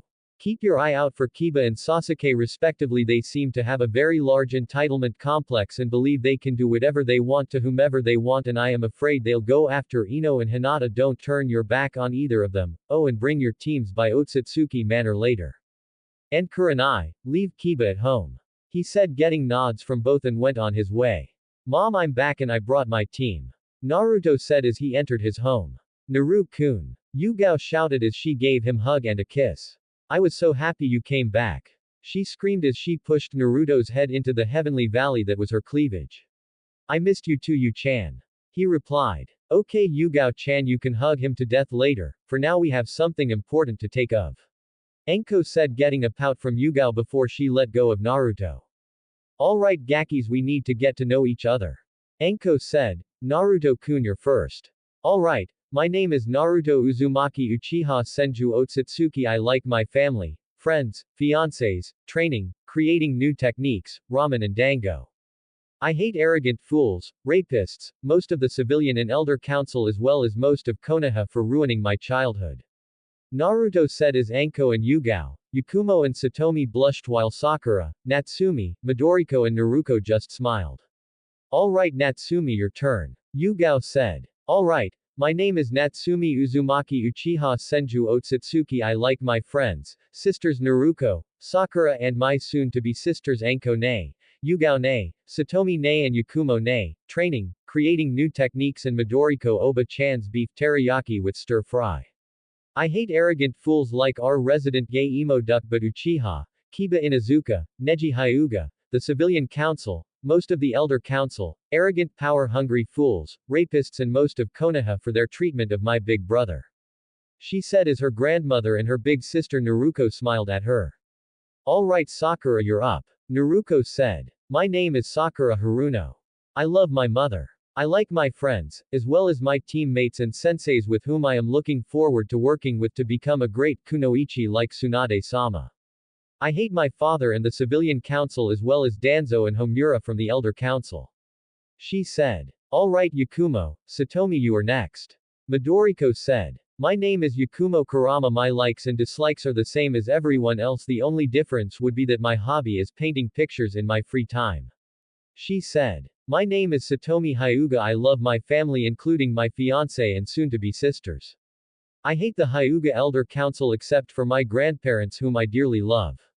I also hate my cousin Neji and wish to kill him for personal reasons I will not discuss. I also hate the civilian council and most of the elder council for their constant interference in my family's affairs and the death of my uncle which Neji blames on my sister Hinata and I while showing cruelty to little Hanabi at the same time, which is part of the reason I want him dead. Like my sister Hinata, I enjoy spending time with little Hanabi, flower pressing and training with my family's gentle fist style. Satomi said. Alright, no, before you go you will all follow Naruko to a special place here within Otsutsuki Manor and meet back here for training tomorrow at 7 a.m. sharp. You are dismissed. Midoriko said as they all followed Naruko to a large door that led to the armory. Alright you lot, while this doesn't apply to Naruto and Natsumi because they have already done what the rest of you are about to. Now once you enter you will see swords lining the wall. Those blades are called Zanpakuto. They are sentient blades and they will make the determination on whether or not you are worthy to wield them. If you will hear a voice calling out to you, that voice will speak a name, call the name aloud to make a bond with the blade. Also, some of them have the ability to bestow a kekkei genkei upon the wielder if the right elemental affinities are present, so don't be surprised if you lose consciousness while you're in there. Naruko said. Naruko sensei, what happens if we aren't worthy of receiving one of the blades on the wall? Yakumo asked. Then you will be given a blank or nameless sword called an asachi which you will use to forge your own unique blade. The exact process used is something that will be discussed should that happen. Naruko replied as they all went into the room. Upon entering, all of them except Sakura and Anko heard the call of a Zanpakuto. Anko and Sakura left and were given an asachi and instructions about Jinzan and how to perform it and told to meditate. Upon being given that information, Sakura said, Naruko-sensei, how come we have to forge our own Zanpakuto while the others don't? The reason, Sakura-chan, is that they didn't already have one while you and Anko did. You just didn't have the proper medium to bring it out. That is what the asachi are for. Now go to the training dojo and meditate. She replied, and so they did. A few minutes later the others came out holding their new blades. When asked what happened, they told Naruko exactly what happened. Hinata received the Zanpakuto Soda no Shirayuki, and due to the fact that she possessed both a water and wind affinity, she was given a Hyoten Kekkei Genkei, so using her new blade would be easier. However, she also received something else. When she awoke, she saw two beautiful flower-like hair pins come towards her, and then 6 cute little fairies poofed into existence and addressed themselves as the Shun Shun Rika. They told her that she was the reincarnation of their previous master Orihime Inoue, and while normally they would never allow her to have a Shinigami's blade because the blade in question was once wielded by a close friend of Orihime's and because she possessed qualities of the blade's former master as well, it wouldn't be an issue. Satomi a massive water affinity, so much so that it made the Nadaime Hokage look like a child in comparison. Because of this, she gained possession of the Zanpakuto Nejibana and a water-based Kekkei Genkei called Genshi Ryutai Atsu, or atmospheric hydro pressure, but due to the massive mouthful she decided she would just hydro style and would practice in secret away from the Hyuga Elder Council so as not to cause problems, much like her sister Hinata would. Due to Yugao's extreme speed in combat, she received the Zanpakuto Shinso because of the speed of its extension and retraction, something Yugao could very easily exploit to her advantage in combat. Yakumo. received the Zanpakuto Muramasa, and she didn't receive a Kekkei Genkai, mostly because she already had one. She could use Muramasa to manifest the instincts of her opponent and thereby cause them to fight against themselves, and because Muramasa killed and consumed the powers of the demon Ito dwelling deep within her soul, it gave he a new ability called Akumu no Michi, or Nightmare Road, which would allow Yakumo to manifest the nightmares of her opponents to fight them, and considering her already extensive knowledge of Genjutsu, it just Muramasa's abilities all the more terrifying. When they were done explaining what happened in walked Enko and Sakura, and they explained the name of their Zanpakuto. Enko's was named Habi no Ojo. In its sealed form it was a single-bladed katana, but in Shikai it became a dual-bladed katana and giving it the appearance of snake's fangs. The Shikai only had two abilities that were constantly active, one called Dokuga or Poison Fang, which as the name suggests the blade was coated in an extremely fast-acting and lethal neurotoxin, and no strike meant instant death. The next ability was called Slither and gave Anko an increase in speed, increasing her already impressive speed and reflexes, and also gave her the Kekkei Genkai swift release to increase her speed even further. Sakura's was called Chikyu no Megami, or Goddess of Earth, due to her extremely high earth affinity, and its Shikai took the form of two gauntlets on her arms that gave her absolute of the earth around her. When she asked Chikyu no Megami about it, she was told the ability was always active and called Chikyu Major Earth Bending. Sorry, couldn't resist. I love Avatar: The Last Airbender and Legend of Korra. After explanations were given, everyone went home for the day with their new blades and dared anyone to cause them problems. 2 weeks later. After 2 weeks of intense training, they were finally ready for a mission outside the village, and the Hokage agreed, and it couldn't have come at a better time. Ah, Team 11 perfect, just the team I was looking. I was actually getting ready to send for you. The Hokage said. What's wrong, Gigi? Naruto asked. Team 7 got themselves in jam, so I am sending you along with Team 8 to the Land of Waves. Midoriko, since you're senior, you will take charge as the on-scene commander with Naruto as your second when you arrive. He said. Hi, Hokage-sama. She replied. Gigi, who could give Kakashi a problem? Don't get me wrong, I hate the bastard's guts and have been looking for an excuse to kill him for weeks, but given his strength and status as an elite Jonin, I am curious. Naruto replied. According to the letter he sent, it is Zabuza Momochi with his apprentice. He replied. After those words were said, Naruto and Natsumi raced out of the room worried and angry. Chapter 6. Okay everyone, this is my very first Naruto FIC, so please be kind. This will have crossover elements of Bleach and a few others, but I will keep which others under wraps for now. As for the story itself, it will be a harem, and the main pairings from the beginning will be Naruto x Yoruichi, Kikyo fem Jubi Oc, Akane fem Kyubi, Anko, Kurenai, Yugao, Shizune, Hinata H, Satomi H. Oc and Hinata's twin, Tsunade, Sum and Hana Inuzuka, Haku and Yakumo Kurama, Ino. New additions after the Chunin exams. Mikoto Yu, Satsuki Yu, Sasuke's half-sister, Shizuka, Konan, Chome, Fu, Shion, Mei Terumi, Matabi, Nibi, Yugito, Samui, Temari and Kurosaki. Mabui x Darui. Karui x Choji. Saya x Shikamaru. Gara x Fem. Shukaku. There will be Extreme Sasuke, Kakashi, Homura, Danzo, Civilian and Hyuga Elder Council bashing, save for Sakura's mother Mebuki Haruno and Sakura's older sister Rose Haruno. Summary. 8 years after the Kyuubi is sealed within him, first-time academy student Naruto, Uzumaki, is the victim of a savage beating at the hands of the civilians and ninja that hate him. During this beating he activates long-thought-dead Kekkei Tota and Kekkei Mora. As a result of this, the Hokage feels it is necessary to get him out of Konoha for the next few years, but not before Naruto finds out the truth of his heritage, meets a few members of his family and finds out a few other things as well that no one ever knew about. Chapter 6. Jubi Goes to the Land of Waves, edited 10 July 2023. Previously on Naruto. Konoha's Jubi no Kitsune. After 2 weeks of intense training, they were finally ready for a mission outside the village, and the Hokage agreed, and it couldn't have come at a better time. Ah, Team 11 perfect, just the team I was looking for. I was actually getting ready to send for you.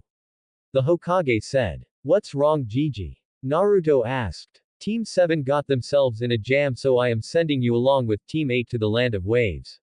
Midoriko, since you're senior, you will take charge as the on-scene commander with Naruto as your second when you arrive. He said. Hi, Hokage-sama. She replied. Gigi, Who could give Kakashi a problem? Don't get me wrong, I hate the bastard's guts and have been looking for an excuse to kill him for weeks, but given his strength and status as an elite jonin, I am curious.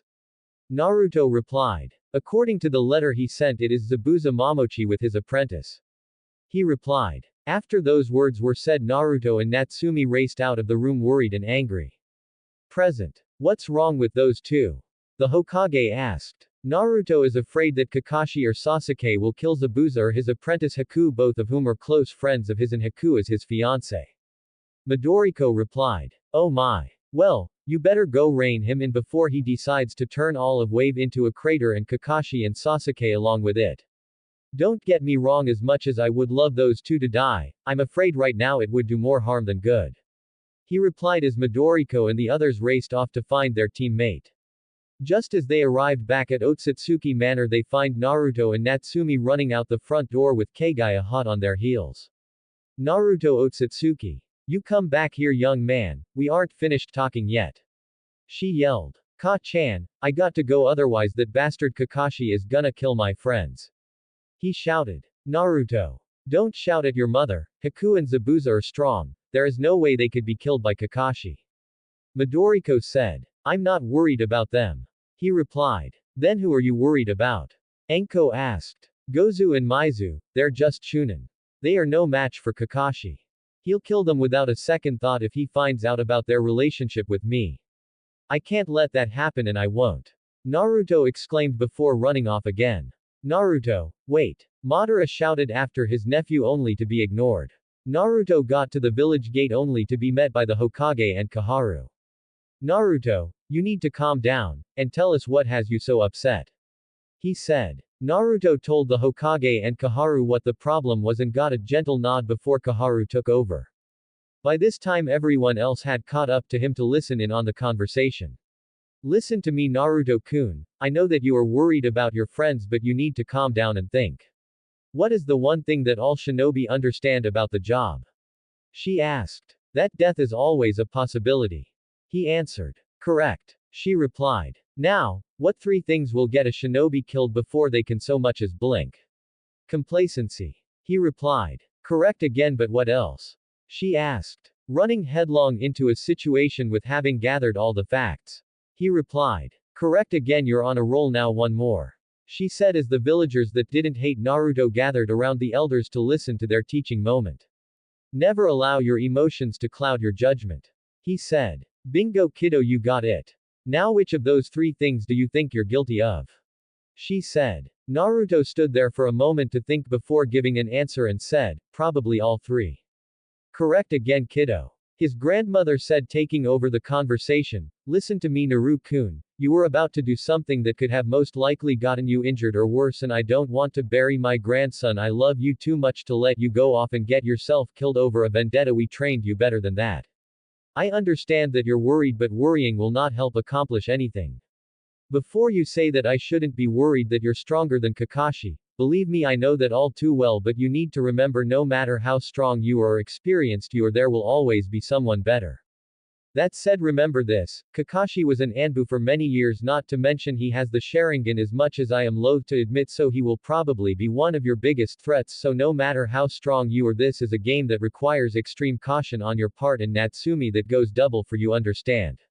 She said. Yes, Grandma, we understand. The twins replied. Good, now let's go to Wave, save the morons and hopefully save your friends too. She said. Hi. The twins shouted. After that, the twins, their teammates and senseis left Konoha and headed for Wave as fast as they could. Time skipped 3.5 hours later. It had been 3.5 hours since Team 11 left Konoha and they were at the half point, and while they could have gotten there in a single jump using flash step, they decided against it, deciding to save energy just in case the worst happened. Man, we should have just gone straight there, Natsumi, we could have done it, you know. Naruto said. Yeah, I know, but the rest of our teammates don't have our proficiency with Shunpo yet, and we would have left them behind. Besides, you're the one that wanted to conserve energy. Natsumi replied, sticking out her tongue at her older brother in defiance.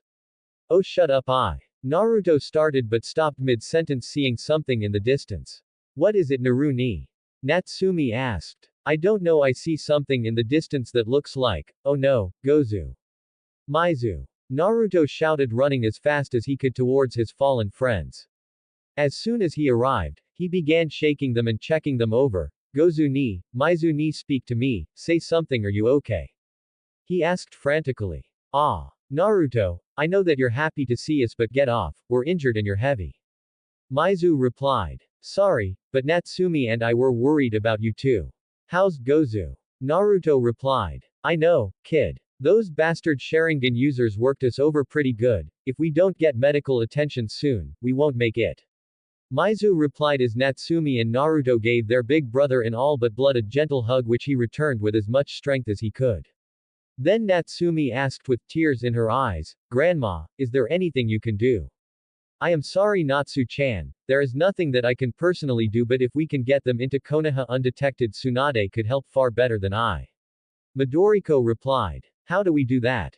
Naruto asked. I know how. Enko said. How, tell us please. Naruto and Natsumi pleaded. Okay, you two cut off the waterworks, would ya? The method is quite simple. We seal them inside a scroll and send the scroll directly to Tsunade with a note detailing the problem, and she can take it from there. Enko said. Then do it, Natsumi, and I will not lose our big brothers. Naruto said. Natsumi nodded her head in agreement. Wait. I need to tell you what happened so you can avoid our mistake. Maizu said, getting a nod in reply as Maizu began to tell their story. We were inside a water puddle genjutsu waiting for our target when Kakashi and his team of brats walked by, then we sprung our trap. Flashback. Kakashi and his team of brats just Maizu and Gozu's water puddle genjutsu when the trap was sprung.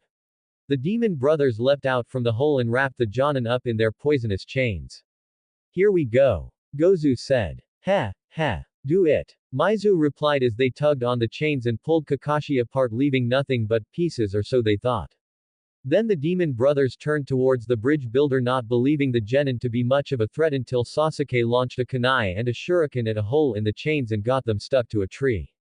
Uncoupling the chains from their gauntlets to get free, they each threw a poisoned kunai to fast for him to dodge, so he did the next best thing his twisted little mind could come up with. He substituted with a teammate, one Amy Ishikawa, and forced her to take the hit. As she hit the ground with a pained look on her face, he walked over and said, HN. At least a worthless whore like you was good for something else other than spreading her legs. Now I don't have to worry about you getting in the way when I go after the Dobi's sluts and that whore mother of his, and his bitch of a sister. They should all be honored to help me restore the great Uchiha clan to its former glory.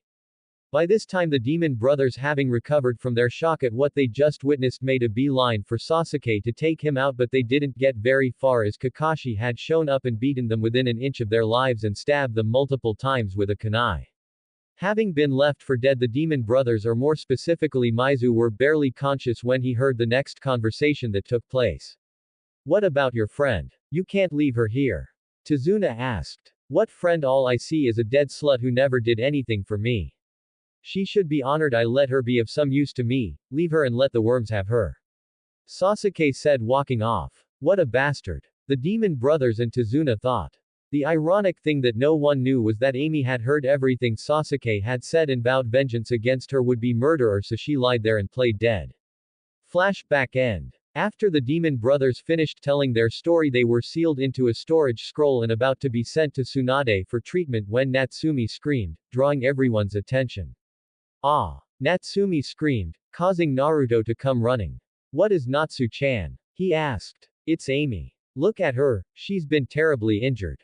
She said. Naruto bent down to check for a pulse and found one, faint at first but getting stronger by the minute. I found a pulse. It was pretty weak at first but now it is getting stronger. He said. Just then Amy awoke with a start. Oh, it's you, Naruto. What are you doing here? She asked painfully. Hokage dispatched to save Kakashi and Sasuke's sorry behinds. He replied. Sorry is right. That sorry bastard used me and then tossed me aside. She said. What do you mean by that? He asked. She went into detail about everything he did and said, and suffice to say Naruto and the ladies around him were none too pleased.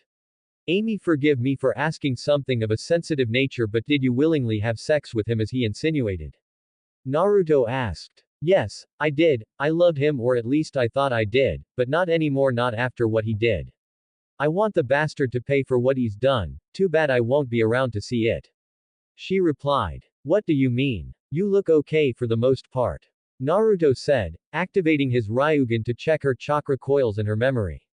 Once he did, his Reiatsu began to flare wildly around him. What's wrong with Naruto-kun? Enko asked. That arrogant rat bastard. He used Amy for a log in his kawarimi. He replied, angering the ladies around him. Why did he do that to me? I loved him. Amy asked in a shaky voice. I am sorry, Amy. Ever since the clan was massacred, he has only cared about one thing, power, and he will do anything to get it, even sacrificing a comrade if that's what it takes. Now listen to me. Enko-sensei is going to seal you inside this stasis scroll and send you directly to my fiancé Tsunade back in the Leaf Village along with the Demon Brothers with a detailed report explaining my findings. After that you will be healed, and once a detailed report on your physical condition has been compiled and a thorough examination performed, my mother will assist Tsunade in the healing of your body and removal of the poison. Naruto said as he gave her a compassionate hug which was returned. Thank you, Naruto. Amy replied in tears. Don't worry about it, Amy. Konoha shinobi are supposed to look out for one another. He replied, receiving a smile in return which he returned as she was sealed in the scroll. Enko wrote a detailed report and addressed it to Tsunade, Kagaya, Koharu and the Hokage. Alright Naruto-kun, the report is written. However, the problem now is how do we get them to Konoha undetected? She said. Like this. He said, biting his thumb and going through the hand signs for the summoning jutsu. Kuchio's no jutsu. Tiger. He shouted as a plume of smoke blinded everyone for a split second. The tiger briefly looked around once the smoke had cleared and shouted, Naru-kun. Before she pounced on her friend. Shu-chan, it's great to see you too. He said, laughing as she licked him and nuzzled him with her head. Ahem. Naruto-kun, I think introductions are in order. Yugao said, drawing his attention to her. Oh right. Everyone, this is one of my and Natsumi-chan's closest friends. She is one of the best at stealth and getting into high security places like hidden villages undetected. Her name is Shurui Kage but not Su-chan, and I just call her Shu-chan. He said as everyone nodded their heads and he made introductions. Shu-chan, now that introductions are made, I have a task for you. I need you to get these scrolls to my mother and Tsunade in Konoha and get there undetected.